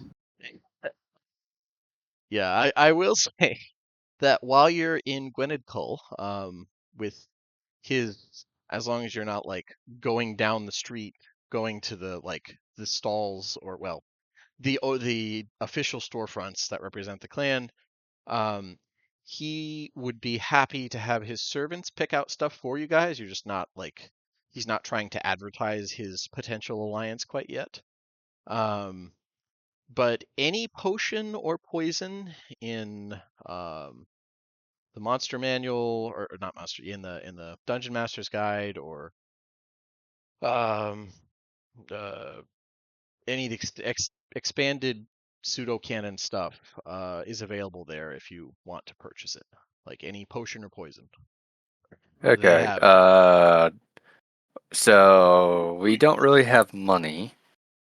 You guys do Um, have some funding, I believe, from split up from picked stuff, from the yeah, giant but necklace of bling that picked fished out of a drain. yeah, but like I'm only sitting at 74 gold, which is maybe enough to get like a like That's not bottom great. tier potion of healing, like which 1 sec. Did you guys have party funds? I'm trying to see here. Pick gave all her money to the party. Spreadsheet. Yeah. Mishann. Here we go. Mishann party stuff. List of goodies. It's blank. Check Satala's sheet if you still have it. Yeah. Let's see. Here it is. Because I know it got a decent amount of money for that chain, and she just gave Yeah. it all to the party. yeah. I mean, And the she was reason going to say all healing potions We because have 424 gold, 3,000 some silver, and 1480 copper. There you go. Is that in the party loot? Probably. That's in my spreadsheet. It's Oh, linked perfect. in, Okay. I Thank think you. info, Oh, I see it. Okay. Thank you very much. or it might be in party loot. Yeah. Yeah. It's yep. Perfect. Okay, so there you go. That's what you got. You guys have your personal funds, but you also have that, which, up to you what you want to do with it. But I just figured to let you know this is the place to go to find potions, poisons, and various other things. For the future, I'll handle like intake of all stuff, and then we'll divvy it out from Yeah. the sheet. Yeah. I'm cool either way. I was just worried as like, especially since like It's like so you should have far more than that. because I remember we got the only reason I even have that much is because of the whatchamacallit, the actually no, never mind. A lot of the money that I did get was like sent to like my family. Yeah. So But never you guys mind on did that front. find some stuff in the giant ruins. I remember that much. So yeah, your party loot, you can use that as you would like. And if you want, you can do that out of game. Just like send me a list, and I'd be like, okay, here's the costs, yada yada. Pick would just ask for one potion to replace hers, if nothing else. You can certainly do that. Yeah, that's simple enough. Yeah, I was gonna say Ludger would suggest creating a party reserve of healing potions, just in case we find ourselves in a situation in which someone does go down, and we have no like healing ability. No, that's a good call. what's the cost for a potion of healing, or even a the next level up greater? I think it is. I'm 1 second. I'm looking real quick here. Yep. Because it's a little cheaper than the official number. I tried to drop the price for shit because it was wild. Eberron Mishann, it's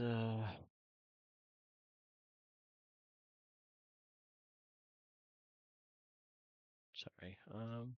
Also, while he's looking that up, Purser would like to propose tracking down a pearl worth 100 GP here for identification. Yeah, Yeah. Yeah, that's I'm okay with spending party funds on getting that. Pick is content once she has one potion because she wants to make sure she can at least do something. Mm-hmm. If That somebody was goes down. very impactful. That yeah. let me basically be more aggressive and take a hit for the relatively squishy monk. It was a bigger hit than I was expecting, but Um, Okay, 1 second. loot. Yeah. Yeah, let me know how much a common healing potion costs. I know that it's normally 50, but if you're lowering prices, If it's normally 50, then 25. There you go. okay. I am going to spend the money on that to get a emergency potion for myself. So you said it's 25 gold for which potion again?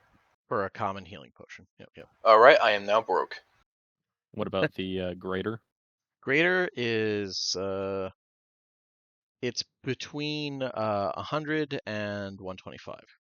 You know, is there any like unaffiliated tribes we could just raid real quick for some cash? Um, Just some quick no. cash. I mean, Money's not really a thing. well, you. They're still bartering. They're still a bartering society. Well, so money is a thing here in the north, but the southern tribes are pretty thoroughly barter. Yeah. Uh,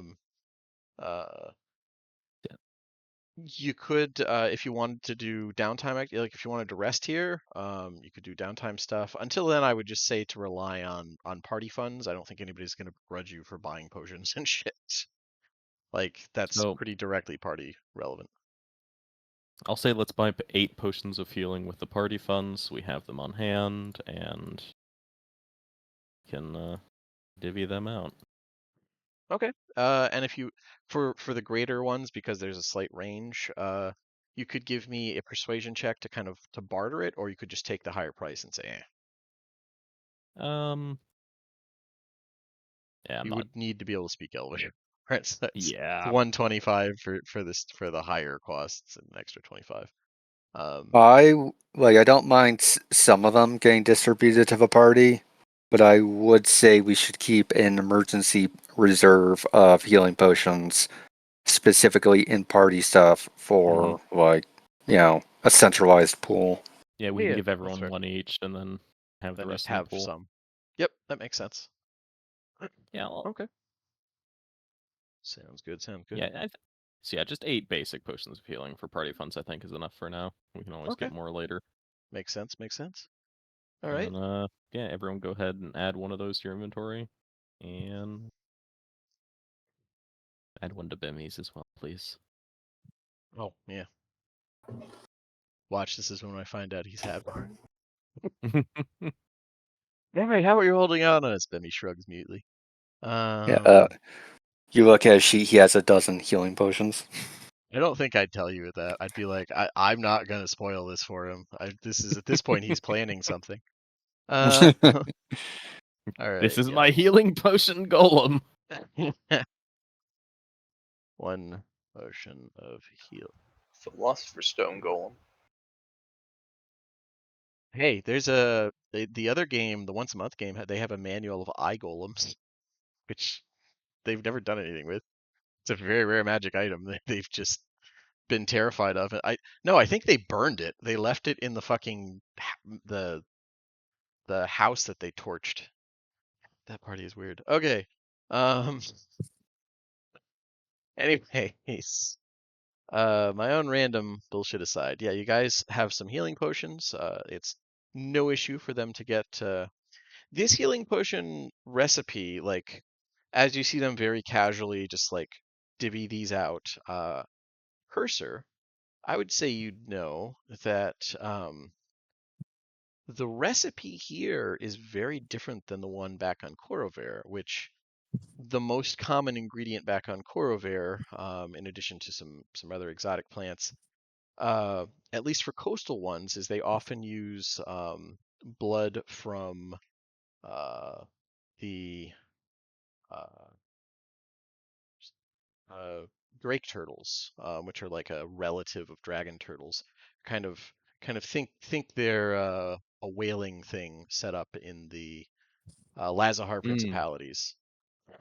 and yeah, like here they're able to use like just looking at it, you spot a few of the desiccated and cut apart plants that you saw them growing in Gilroll.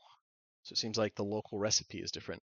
That alone could be a pretty big game changer back on Corover. It's like, hey, yeah, another species of plant that works as a key ingredient in health potions. Yeah. It should definitely be easier to work with than heal root. Ugh. Yeah, well, exactly. Healroot always makes you feel kind of gross. Like it has a disturbing element of veins when it grows. Yeah. This looks a lot more, well, a lot less like an abomination. But yeah, anything else you guys want to do while you're in Gwynedd Cull? I'm good. I'd like to support slavers less than necessary. Yeah, Yeah. that's fair. That is fair. I'll say, the guys, I think I just found out why everything's so much cheaper here.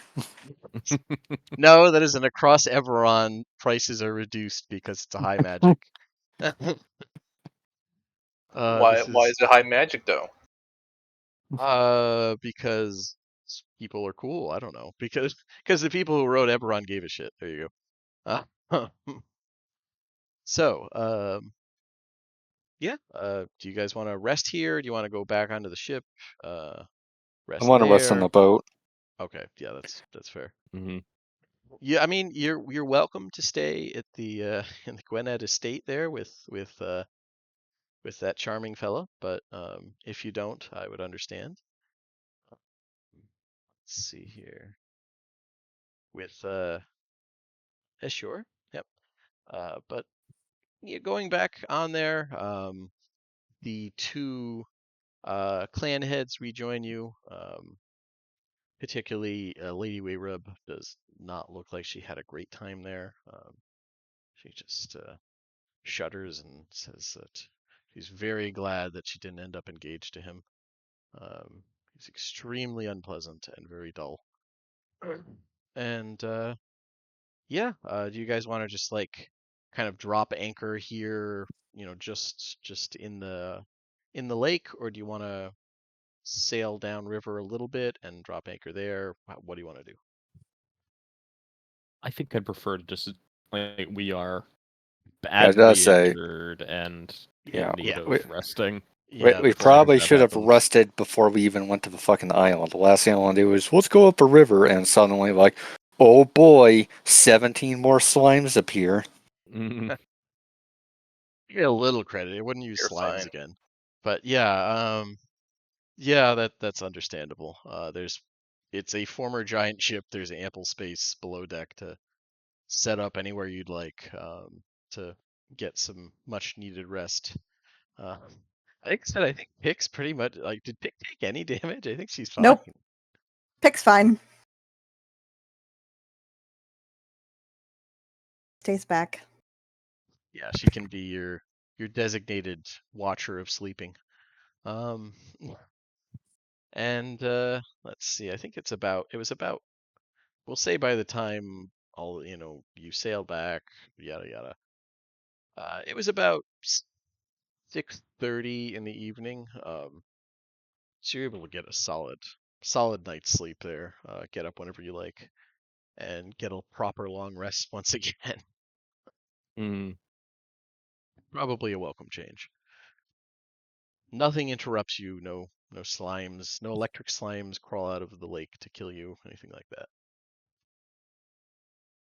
May I ask if she can hold Purser's glowing necklace?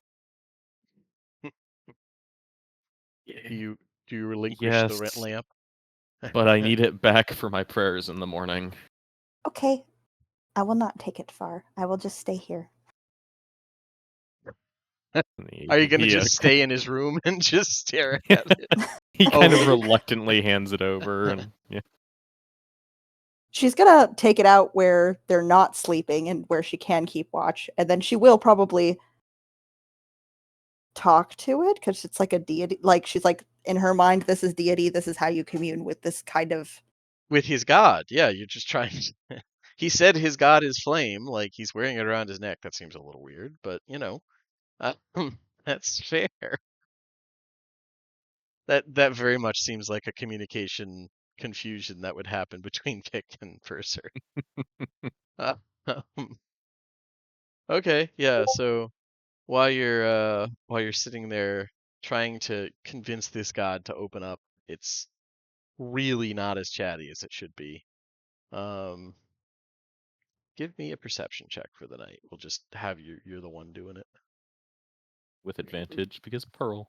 Well, that's fair. Pearl comes out to help.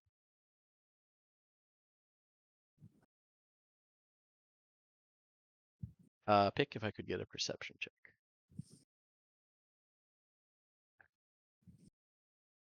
I'll also say that like Pearl's eyes glint with the same silver fire as the holy symbol. Yeah, that would make sense.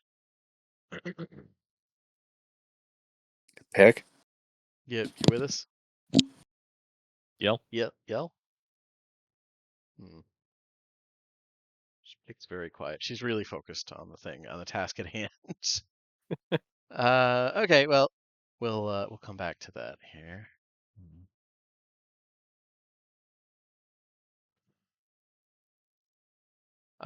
But yeah, the night goes by uneventfully, and yeah, the morning sun. Oh, was that me? No, that was That her. was Okay. Yell.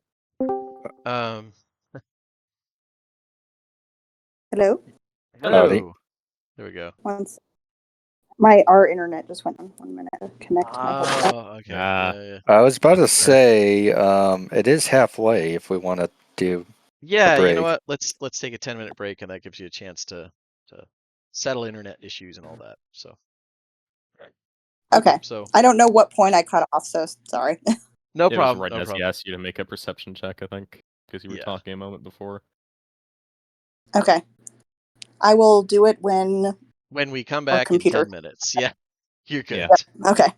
All right. See you in 10. All right, see Tintin. you then. Should I swap out any cantrips?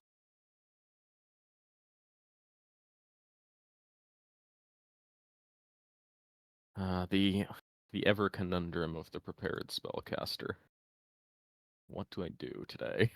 I don't think one's ever had that issue.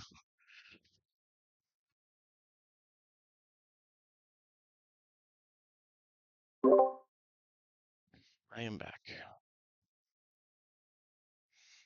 And, well, technically back. I had my headphones on. Regarding that, Dan, I don't think one's ever had that conundrum. I don't think he's ever had a problem with which cantrips to pick.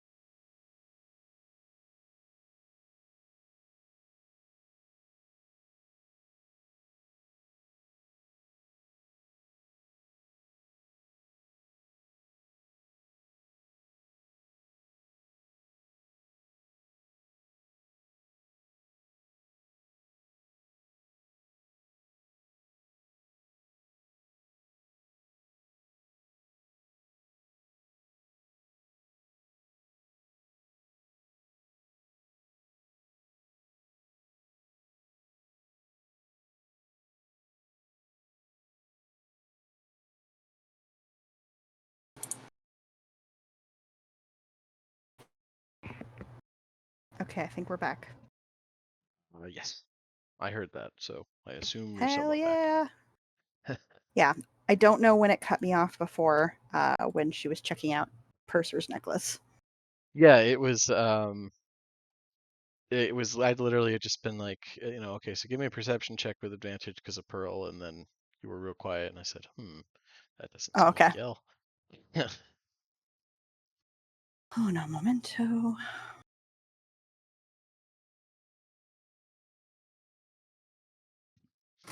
Yeah, funny. Yeah. I mean, it was a safe rest one way or another. This near Gwynedd Cole, they keep, the monstrosities from getting too bad, but no, that's just to see if you notice anything in particular. And so, regarding what you messaged me, do you want to keep that a surprise and do something privately later, or are you okay with me talking about that openly, or? I'm okay with you talking about that openly. Okay, I just want to check. So the way I do multi-class is in game. It takes you about a month to learn. Like you let me know beforehand, and then I work something out where it's like you find someone to teach you that, or some force to either teach or impart whatever new skills or powers you're gaining, and then those abilities make more sense narratively. So it's not, you know, I've been a barbarian for the last 8 levels, but now I can shoot fire with my mind. Yeah. So it's flows a little better that way. But I'm totally fine with you taking a level in that. Just let me know as soon as you're certain on it, and I'll work on it, and we'll come up with something cool. Cleric's a fun one because it's like, what force are you trying to pull from, yada yada, that type of thing. So yeah. Yeah, I don't know what their god's options are, or if she's like, could be it. Like, she's seen what the silver flame does for Purser, and she's like, seems like a powerful god. I want to learn about it. And it's like, oh my god, the little moth heathen is following Yeah, the silver flame. the great thing about faith in Eberron is there's a lot of interpretations on where divine magic comes from. Um, the vassals say like, oh, if this random tribe out in the middle of nowhere worships their squid god or whatever, and they have divine magic, well, that's just them misinterpreting one of the real gods, and they're still drawing from that real god. They just don't understand it. Um, that's one take on it. Another take is that it's the power of belief is more important. But what it boils down to is that really, as long as your character genuinely believes and is drawing from something that makes sense for a cleric to worship, it could be drawing from her people's collective cultural faith that we've discussed. She could be drawing from the giant god of death. That would be another one that would make a lot of sense. She could Yeah. she could also try for silver flame. Hey, this seems neat. I like the lamp part. Like that. It's got good lamp. I'm pretty sold. There's all It's a kinds of very ways. glowy faith. Yeah, there's all kinds of ways you could take it, and they're all valid for faith-based ones. Everyone's a lot more open in that, where it's, the God question is left pretty open-ended, which I really like. Yeah, I'm just reading more about the silver flame to see, because ask. The Silver Flame has less, it has tenants, but they all revolve around an extended enemies list. Like, Yeah, I'm looking. the Silver Flame doesn't have commandments. It has, here's the order in which we kill abominations. That's its core element. That being said, it's not all about directly fighting those things. It's about supporting the fight against evil. Yes, but it is a very militant faith by origin. Yeah, no, like I actually like the Silver Flame, to be honest. It's just that is something to keep in mind, that it has an enemies list rather than a set of commandments, primarily. The first belief, it says, is the silver flame is a force of light that holds fiends at bay. Those who seek to defend the innocent from evil can draw on the power of the flame. Mhm. Every mortal soul can find the light, inspire and guide others to virtuous behavior. I don't know what they consider virtuous behavior. Force is a last resort. Sacrifice, justice, all the stuff that Purser does. Yeah. Listen to the voice of the flame. Beware of deceiving whispers of the shadow in the flame. He's fun. Natural enemies like Scotch and English, Yeah. and Scotch and Irish, Anything and Scots and other Scots. Yeah. Yeah. Damn silver. Damn purified. They ruined the silver flame. No Welsh on the list, though, shockingly enough. That's just because Yeah, Willie but- had to be concise. What did the Welsh ever do, though? To be fair. Aw, that's hurtful, but not wrong. Boy, glad this isn't going up on the internet. Where thankfully, like 3 people fucking listen to it, so I'm fine. The classic case of we blame the English for all the shit we happily helped them do. Yeah, You see, we were told to. It's different. that's true. By the way, Purser, it's a little bit of a spoiler, but I don't think too much of one. You know who will be like surprisingly open to Silver Flame conversion, or at least partial, is the Scimitar. It's close enough as far as the flame element. They like that part of it. Yeah, like that's the selling point that gets them on board. Yeah, I mean, really, if you wanted to, you definitely would get some curious looks like, oh, hey, their faith, like, does he think the world's going to end in flame? That's kind of weird. Like, his people are, I think they're supposed to be the slaves, but maybe if he's like, yeah, the Scimitar faith is a lot more apocalyptic. A lot more of a doomsday What's cult. their opinion on taxes? That's my real question. It's a thing for them. Yeah, they have taxes. Tribal Drow have the Scorpion tribes have no taxes. Yeah, they're all right. Yeah, yeah. See, there you go. They actually are. They're not bad. These are pretty good guys. No taxes. I like these guys. Do they arrest you for being poor? No. They poor is. See, here's the other thing though. They don't have money, so like by default, everyone's poor. So I don't know if it's the in-cap dream, man. What a shame. Yeah. But it sounds. I just realized it sounds like we have everybody back. And yeah, with a 20 perception, at night, Pick, you see, like, I feel like Pick is uniquely suited to see this. As you're holding up this awesome little lamp that Purser wears around his neck, kind of marveling at it. You're holding it up and just kind of like looking out, occasionally glancing around. And as you put it down once, you kind of get a bit of double vision, like, I think you can blink. Do you have eyelids? Well, she does. Yeah. And she sees that like some of the at first it looked like some of the light from this awesome necklace lamp was stuck in your eye, kind of, that after image. Yep. As you look out across the water, and then you realize, no, there's just sources of like bluish green light moving around in the depths of the lake.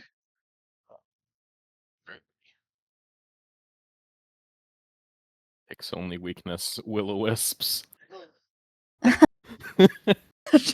She makes sure she holds the light and puts it around her neck so she doesn't drop it or let it go, but she goes over to the edge and looks over and watches. Yeah, you can just see very indistinct, like very big shapes, like weird kind of blobby shapes that seem to flow very aggressively. Like they seem to split apart and reform. Um, Big blobs of light moving under the water. You can't really see any details, but you did notice them. She does a little crouch on the edge and just stares. Is there anybody else awake on the ship? I would say the some of the 2 Drow clan leaders, at least one of them is up. They did their They best getting to switch bothered. over to a day schedule, but they hate it. Yeah, they would come up and look around. Whoever's awake's getting bothered. Little Pick comes up to them and just like, come, look. We'll say that it's Lord Olenquai, and he has seemed a little friendlier than Lady Wayrub, which is to say, like, he doesn't completely ignore you until you physically make it impossible to.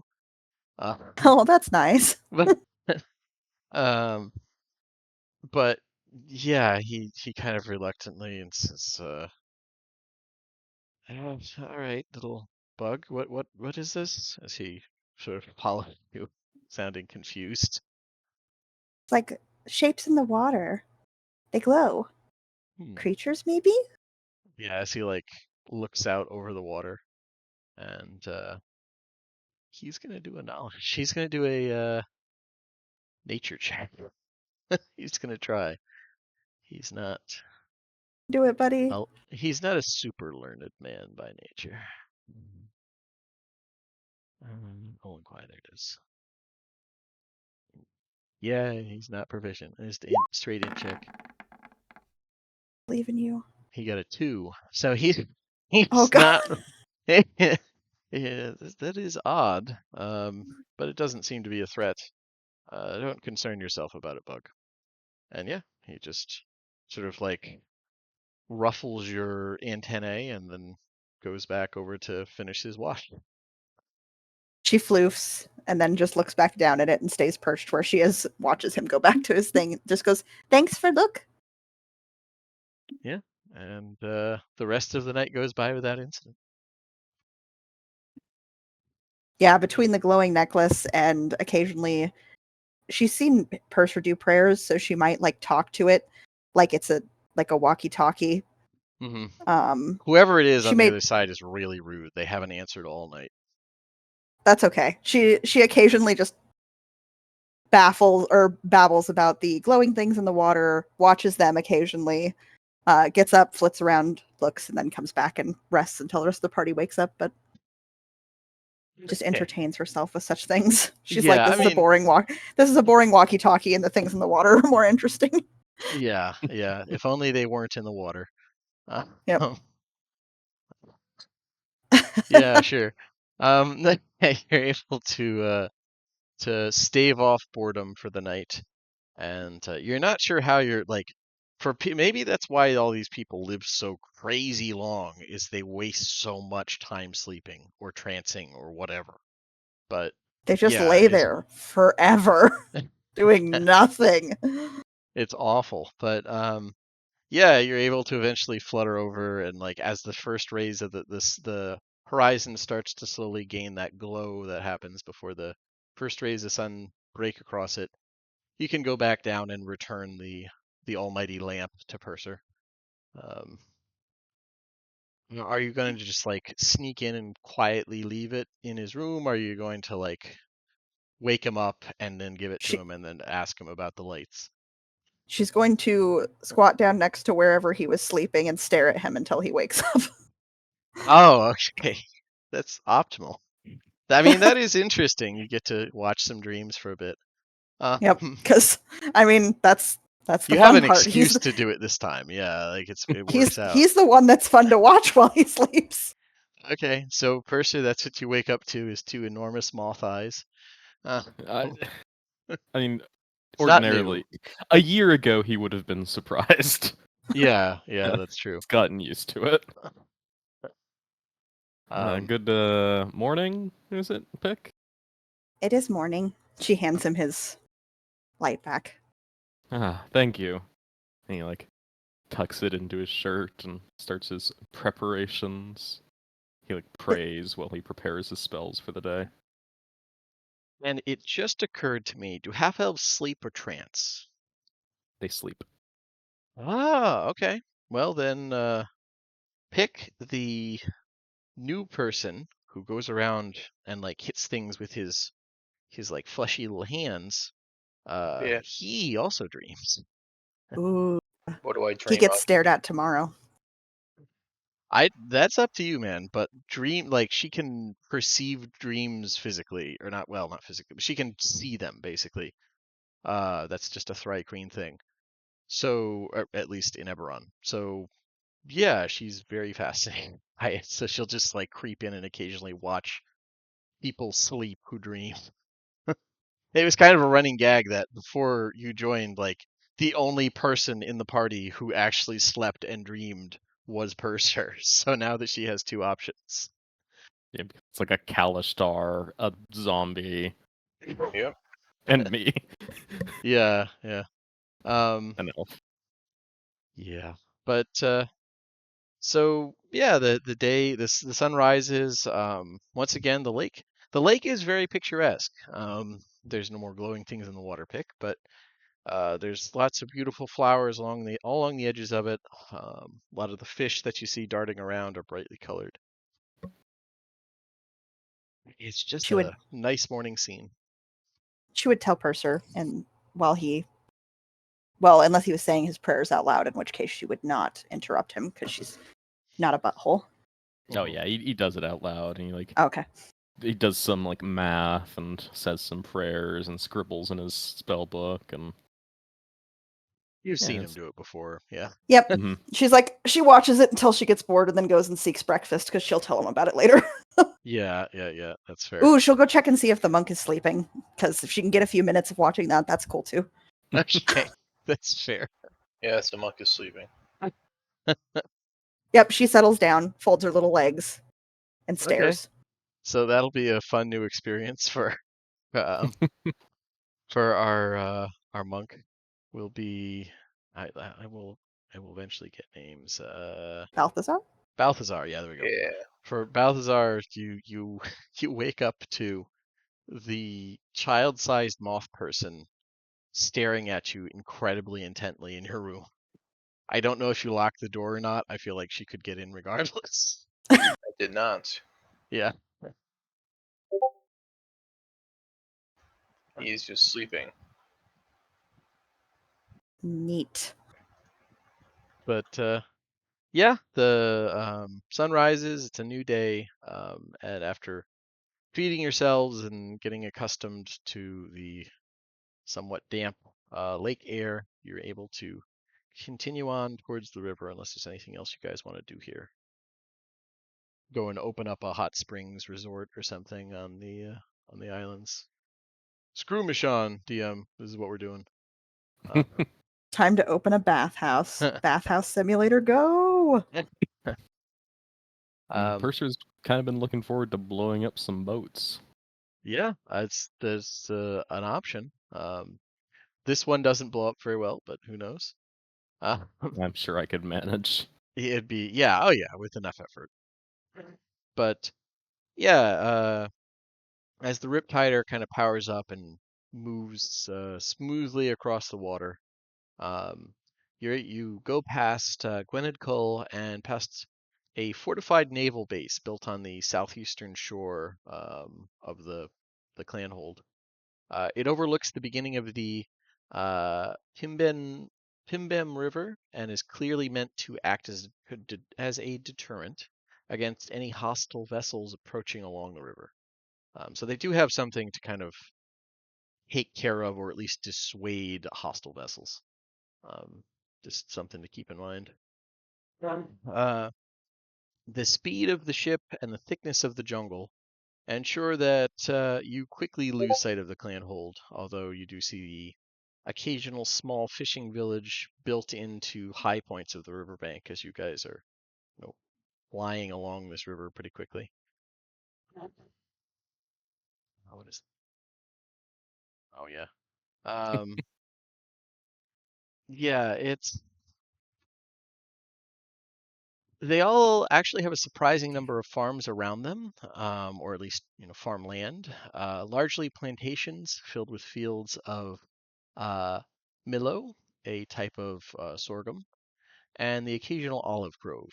Um, you don't see any signs of like isolated homesteads, but that kind of makes sense given the dangers of Zendrick and What what kind of would olives? um, just olives. I don't know olives well enough to specify something exotic, but types of olives. Um, but yeah, given like the dangers of this jungle and even by Corvarian standards, the population here was small before the plague. So yeah, that kind of like there's nobody has a single farmhouse out in the middle of nowhere. Not many people do, at least. But after about 2 hours of this, the scenery changes as you pass into pickier territory. The Volkori tribal influence is pretty clear here, as the occasional settlement layouts and the crops they're growing sort of change. Instead of Milo, you see carefully constructed rice paddies that are flooded regularly with water from the river, just like the tribes that you went by along the river to the south. There are pretty large herds of gentle bellows watched over by groups of pickier warriors, waiting in the trees, usually armed with short bows. Um, and the village is like even reduced in number as they are. These are all too big to be any of the Vocordal settlements that you've seen thus far. Even the architectural style is a blend of scorpion tribes and firebenders, or binders. Yeah, firebinders. The homes use fewer straight lines and stone than you saw back in Gwynedd Cole, they're using kind of a mix of wood or just bamboo in the construction. Um, it's clearly a very different influence as you guys are heading along. Uh, is there anything you guys want to do as you do a riverboat tour? Purser's happy to just keep cruising on by. Okay. Yeah, you're moving at a pretty good clip, so it's not an extended. Here, it's Pick is glued to the side, watching everything go by. Um, yeah, it's about another 2 hours until you come upon Pikir Kul itself. Shall move this here. It's not a large place, although you're judging off of having seen one clan hold. Maybe they're all this size. But it is impressive. Rather than try and find a high point to build a more traditional looking town, whoever made the Pikir clan hold instead chose a swampy bit of land and sunk stone pillars into the mud until each building was supported on at least 4 points. So they basically these are on stone pillars. It reminds you of some of the buildings in Telbeck, but those were supported by hardened bamboo, and the majority of the village was inside the ancient giant buildings. It's clear that Pikir Kul was not built on or near any ruins. It's an entirely new settlement made with influence from the two dominant elven cultures on the island. Um, each structure is built atop an elevated platform about canopy high with countless rope bridges connecting them. Yeah, as you guys, direct the ship close to the town, you can see there's plenty of siege weapons trained on you from various fortified points, but they don't look like they intend to fire. It's more along a line of caution given the size and power of your ship. You do see a dock if you want to stop there, but you don't have any particular business. You could just keep on going. I think slowing down might just make them more nervous. Yeah, you are kind of going by like a coastal town with the equivalent of like a destroyer. That's fair. We stop, turn around, and head towards the dock. Yeah. Ironically, this is one of the few settlements that don't do much slavery. They occasionally catch slaves from further south, but they don't have many themselves, just because it's a very hunter focused culture, so they don't really like the idea of having a bunch of people um, like back home while they're out doing stuff. So there's actually Pikir Cola is has one of the like smallest slave populations. But yeah, they're not. They're ironically they are the most hated clan to the south. Like uh you guys didn't get a super negative reaction when you said like Wayrub Cole or when you said Wayrub and Olenquai because they're just clans. If you had said you were trying to directly ally with the Pickier Cole or with the Pickier, um, that would have gotten a more visceral reaction. The southern tribes really don't like the the competition sort of. But yeah, you're able to continue down the river towards Biapokol. Involves a change back towards more traditional Sulatar villages and crops, as well as a dramatic increase in river traffic. Your Rip Prider stands out by virtue of being on average 3 times the size of the biggest ships you see. And you almost hit 1 or 2 fishermen who are too busy staring at this floating giant artifact to react in time and like frantically paddle out of the way. Hmm. But yeah, as you guys are cutting through the water, making a pretty good clip down, Lady Wayrub does say, "You're still a little ways away. Uh, if you don't mind me asking, do any of you have plan here? Because I don't believe we'll be able to approach the Biapo clan hold with this ship, uh, well, with much stealth, given this ship's size." Hmm. I was gonna say it's probably too late now because you said we've already been seen. I was gonna say Well, we you've been want seen by the to, equivalent of like little border villages. You haven't actually gotten close enough for anybody in the city to know yet. because I was thinking ideally we try to get as close as we can, stop and allow the ship to recharge, and then when we do our raid, uh, we want the ship ideally to be as charged as humanly possible, so it can show up, uh, basically pick us up, uh, after we fuck up their fleet or capture it to get freed slaves on, and then we just book it out of town as while with a full battery. You're still about 2 days regular like walking travel time from Biapokol. So like Yeah, and at least a day plus of just like paddling in their little paddle boats. So you're still far enough away, nobody's gonna immediately hear about you guys. At least no one important. Maybe like by the end of the week there might be enough rumors about, hey, there's a giant fuck off boat, like literally a giant boat that was sailing up and down the river that someone there might care. But um, yeah, you're still pretty safe on that. You're still 2 days.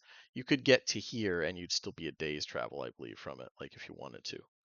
yeah. I think maybe there, and Perhaps a day's then walk. Oh, sorry. I say get there, and then we get off, approach, and then basically, do we have the ability to do sending or some shit? Yes, you have an NPC explicitly like that's kind of her reason for being there is Uh, she's trained in I would. sending. I Yeah. mean, within the party, because I imagine she's not going to want to get off the boat. No, I think she is it. Yeah. Uh, Kalaska Elway Rub. Yeah, she's your sending machine. yeah. Because I was trying to figure out a way of okay, we can basically dismount, walk upriver, try to do some basic recon on how we're going to skin this cat. Then, if a party had the ability to send message to her, basically, okay, we're going to be launching this raid/assassination in I don't know, an hour. Start up a ship to basically cruise down the river while we're fucking shit up. And pick you up. Meet, Yeah. yeah, get picked up, and then basically lead whatever flotilla of captured ships we get with us at the forefront, back up river to Okay. get the fuck out of here. So you mentioned skinning a cat, which gives me an idea that I have used before in the past. Mhm.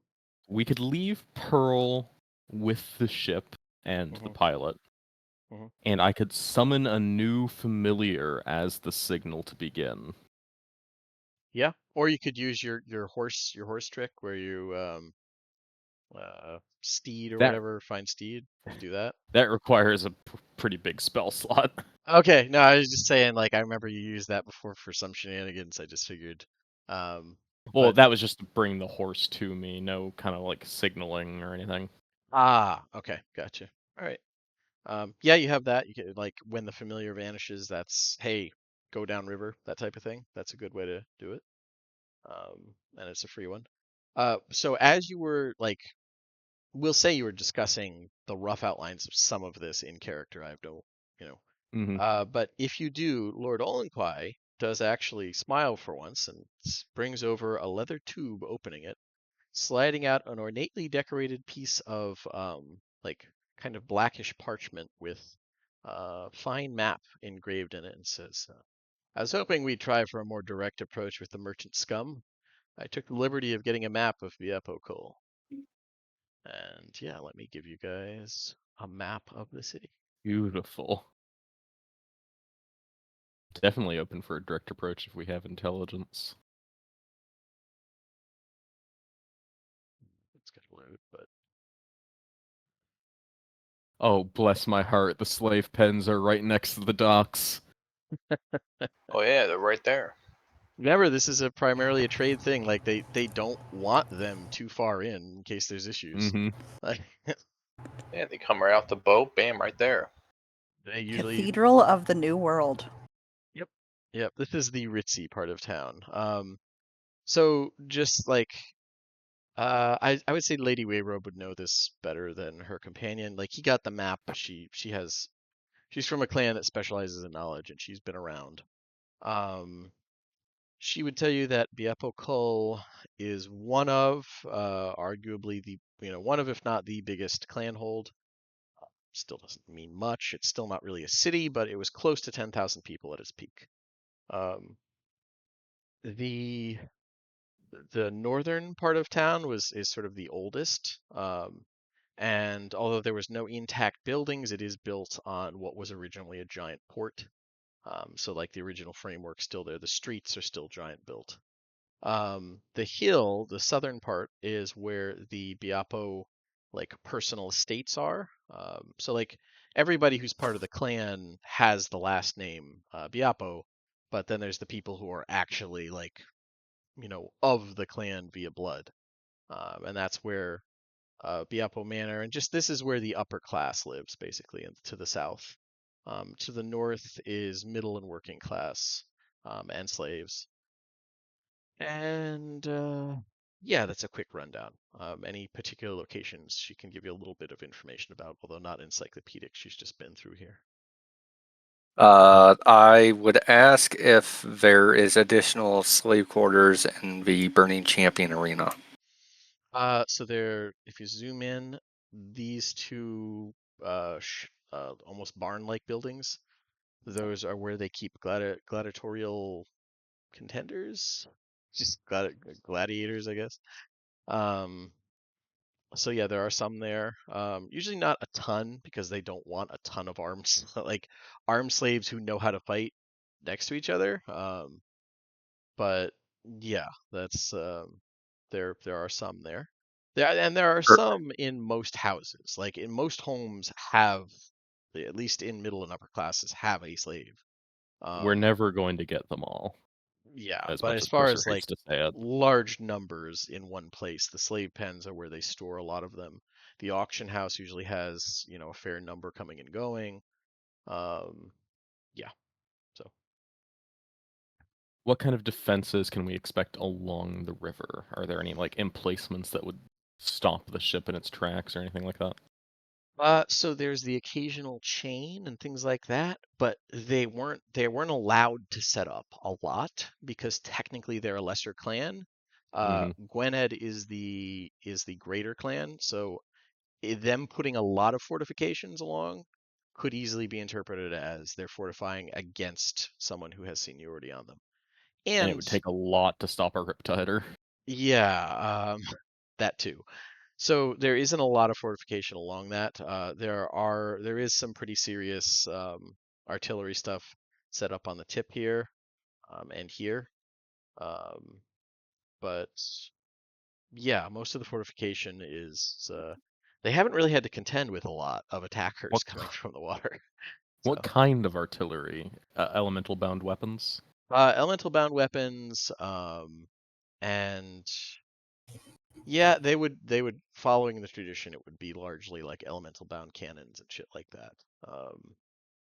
Not as Those potent, could but destroy ships in the harbor. yeah, yeah, they could. So there's that, and yeah, Okay. Because I'm thinking the the biggest caveat is the fact that we have to assassinate this asshole and do all that, and it basically seems like we could, I'm not sure our ability to actually assassinate this guy quietly to then like head north and then start like basically a slave rebellion. Um, unless we want to do split the something party. like, yeah, let's not do that. I am thinking maybe, so this fucking arena is basically kind of out by itself, almost. Mhm. Uh, and thus, like, I know it's probably going to be guarded, but if we're smart and we do good recon, we might be able to silence all the fucking guards there without too much fucking, without like a general alarm being raised. At which point, we tell basically the freed slaves, I don't know, wait 20 minutes before basically start, basically start a slave rebellion, find as many of your people as you can, and meet at the docks. At which point, we head south. We go, hopefully before shit hits the fan, we assassinate fucking Lord Tons of Fun. Then we head back north, hit the slave pens and the auction house, and start fucking sinking ships and loading slaves, freed people, and like using turning the artillery on other ships. At which point, from there, we basically kind of hop north to like basically start raising havoc until our ride shows up. The only thing I should probably add is like these gray things are walls. They're not great, but that's I just wanted to point out these are like giant. These are some of the old giant fortifications primarily. They're built up a little bit with modern stuff, but there's a couple points to get through. They're not solid all the way through, but yeah, just figured I'd add that there is some old fortifications there. As I said, there's arcane artillery along here and along here, and yeah, that's really about it. Looking Where was looking the at our second two ping? uh, Like I Up, saw that you up by pinged the, like here. the trees, yeah. yep, here Okay. and here. Yep. Okay. looking at So the two fancy people, Pick would ask, would it be normal that the Lord has taster for food every time, all the time? Because we have torpor poison. Yes, that would be fairly standard. Okay. Especially someone affiliated with Gwynedd. But um, Lord Biepo is well known for his appetites, and like she doesn't look like she really likes to talk about it much. But the ecstatic arts is well known. I've heard he's a regular there. Um, And if there's any confusion, it's a high class brothel. Ah, Hmm. looks at the party. Does he like boys? How the hell am I supposed to know? Cursor looks Does it matter? affronted by the mere suggestion. So yeah, like Lady Wayrove just kind of grimaces, and Lord Olenquai just laughs, and he says, he likes anything that'll, and he kind of visibly corrects himself. Anything that puts up a bit of a fight was, I believe, his original description. Ew. Not a Oh, It will we be can so put good up to a kill fight. him. Okay, so if we can hit him there, that's another group of slaves we can get out. So, yeah, Lord Olenquai, like he would be reluctant to mention this, but he has been there before. Ecstatic Arts actually doesn't have slave workers. They originally did, but they ran into some issues a couple times. They really quickly learned that there are plenty of brothels that do have that kind of thing, but partially out of my own squick factor and partially out of like it just occurred to me when I was writing up the city. I was like, you know, especially high class, they don't want the risk of getting stabbed while they're doing whatever they're doing. So they don't have slaves at Ecstatic Arts, at least workers. There are slaves there, but the employees are not workers, or the employees are not slaves. They're The entertainers are not slaves. yes, allied tradespeople, whatever you want to call them. So I do have another question. Mm-hmm. Do they have like diurnal slaves, like working out during the day, or like the lizard folk also nocturnal, like the drow? They do have diurnal slaves. They would primarily be the lizard folk. And there's just part of like it's kind of getting the short end of the stick is like, yeah, you have to be slave watcher today. Like during the daylight hours, it's the equivalent of night shift. It's really shitty. Mm-hmm. So like in the rice, in the rice fields, in the orchards, things like that, farmland. Primarily used for agriculture, but also building. And it's just so technically it's like a 24-hour city. It's just most of the drow don't like to be up during those hours. Yeah, fortunately, we do have the advantage of attacking during the dead of day. That I does help. I could propose that we spend a day or two inside the city, maybe even meeting with Lord Biapo himself, as we are new and influential traders in this area. And we Get could That's a the good be point. looking for a purchase. If We nothing want to else, you see could your get his best, schedule a your little best bit, kind. stuff exactly like get the that. lay of the land, figure out where he's gonna be, maybe wait until he's waylaid, like spending all day in the brothel. hmm Yeah, as he does. So actually, Olenquai would be able to tell you just because he's roughly the same generation. He's a little older, but he's been a lord long enough. All the heads of the different clans at least have passing knowledge of each other, even if it's just like, how Right. do I fuck this guy over? It's how you play the game. Yeah, exactly. And Lady Wayrub knows them, but she hasn't met as many of them before. She's a brand new appointee. So he would say, Lord Biapo loves his basically private, he's second home at the Ecstatic Arts, and he also loves to go to the Burning Champion Arena pretty regularly. Um, just because like it's a point of pride for him that it's the amount of people that go through that is almost as high as the Grand Arena in the capital. Um, Mm. so he's there, he likes his blood sports, likes the ecstatic arts, and likes money. So Yeah.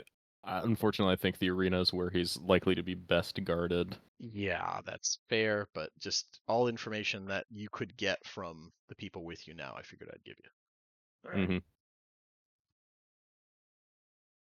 Display of pride. That is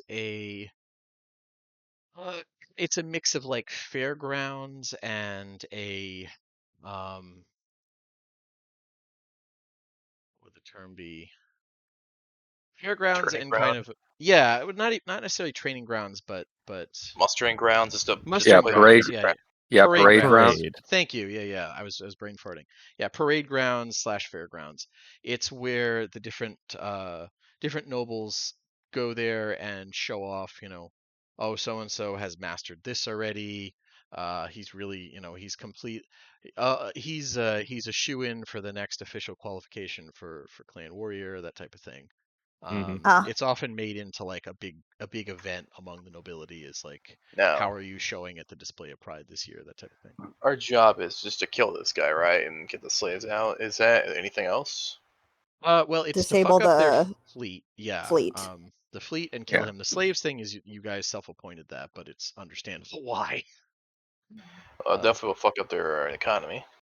Yes, and this is the merchant clan. Other clans do trading too. It's not like one clan does all of the one thing, but this is the richest. They're the most.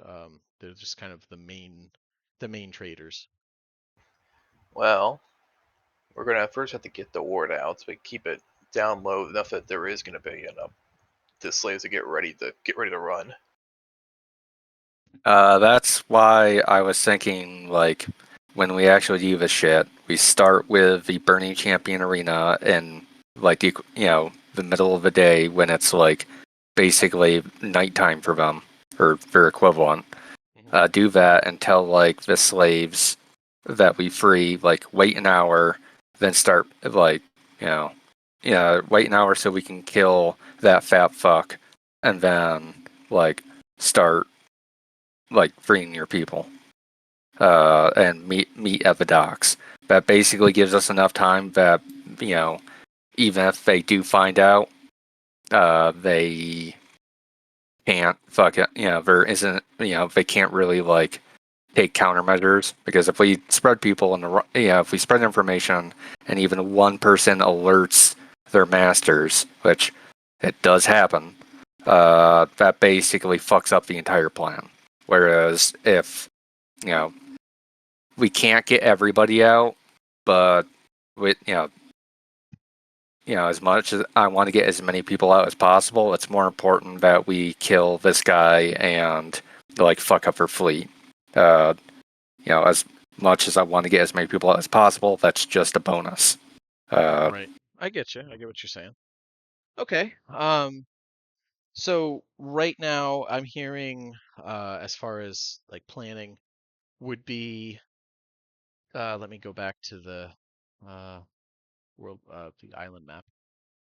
Going back to here, it sounds like you guys want to sort of drop anchor in like the more marshy areas, probably to the south of the river. There's plenty of little inlets and things like that, Mm-hmm. or whatever you call it for rivers. I'm sure inlet's wrong, but um, in the kind of the swamps.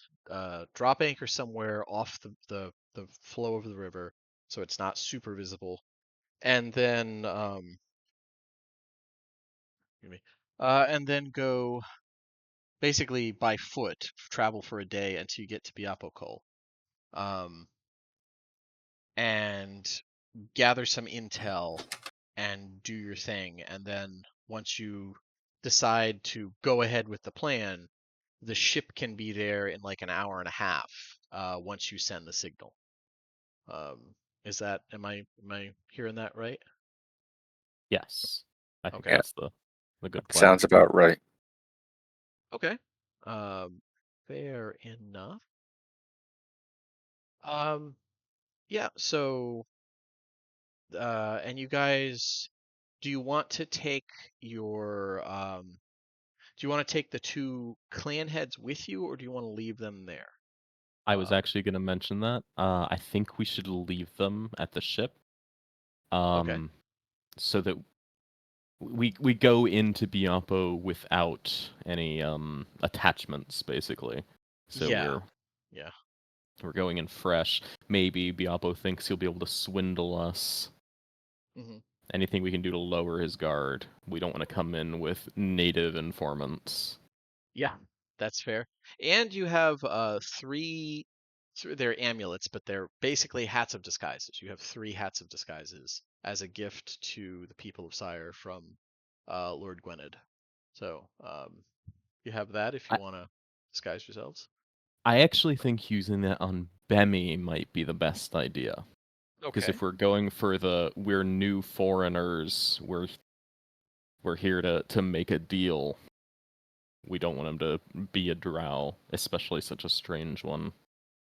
Or maybe he he's is odd, yeah. I mean he's for all intents and purposes a tribal drow.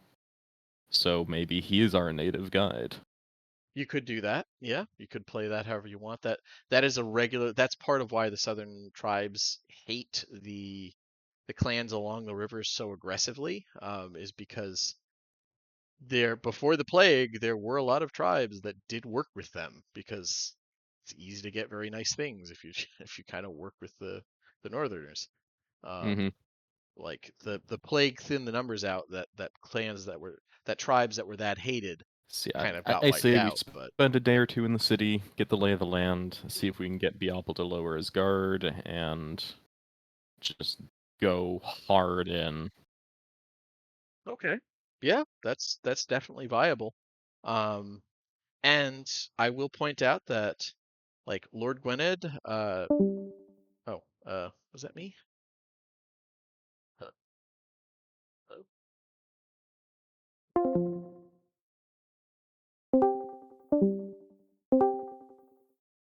Hello? Hello? Hello? There we go. There we go. Yeah, that was Can weird. people hear me? Yes, I Yes. hear Yes. you. I think My it was Discord was being funny. okay. Mine's a little wonky too, so I was kind of leery. I think it's Sam that's having problems. Probably. Yeah, Sam, you're breaking up real bad. yeah, same here. Hmm. Okay.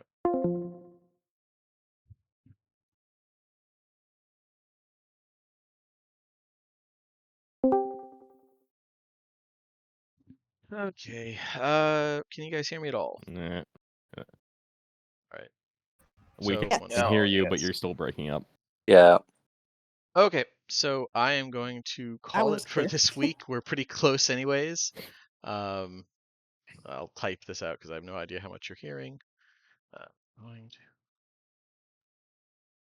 week since. We're hearing you. Oh, jeez. He's getting mixed up though. He's lagging. Oh. Yeah.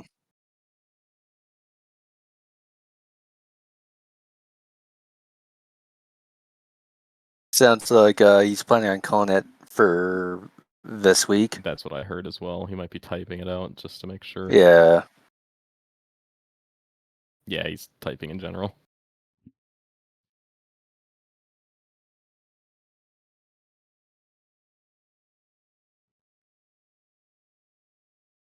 Okay.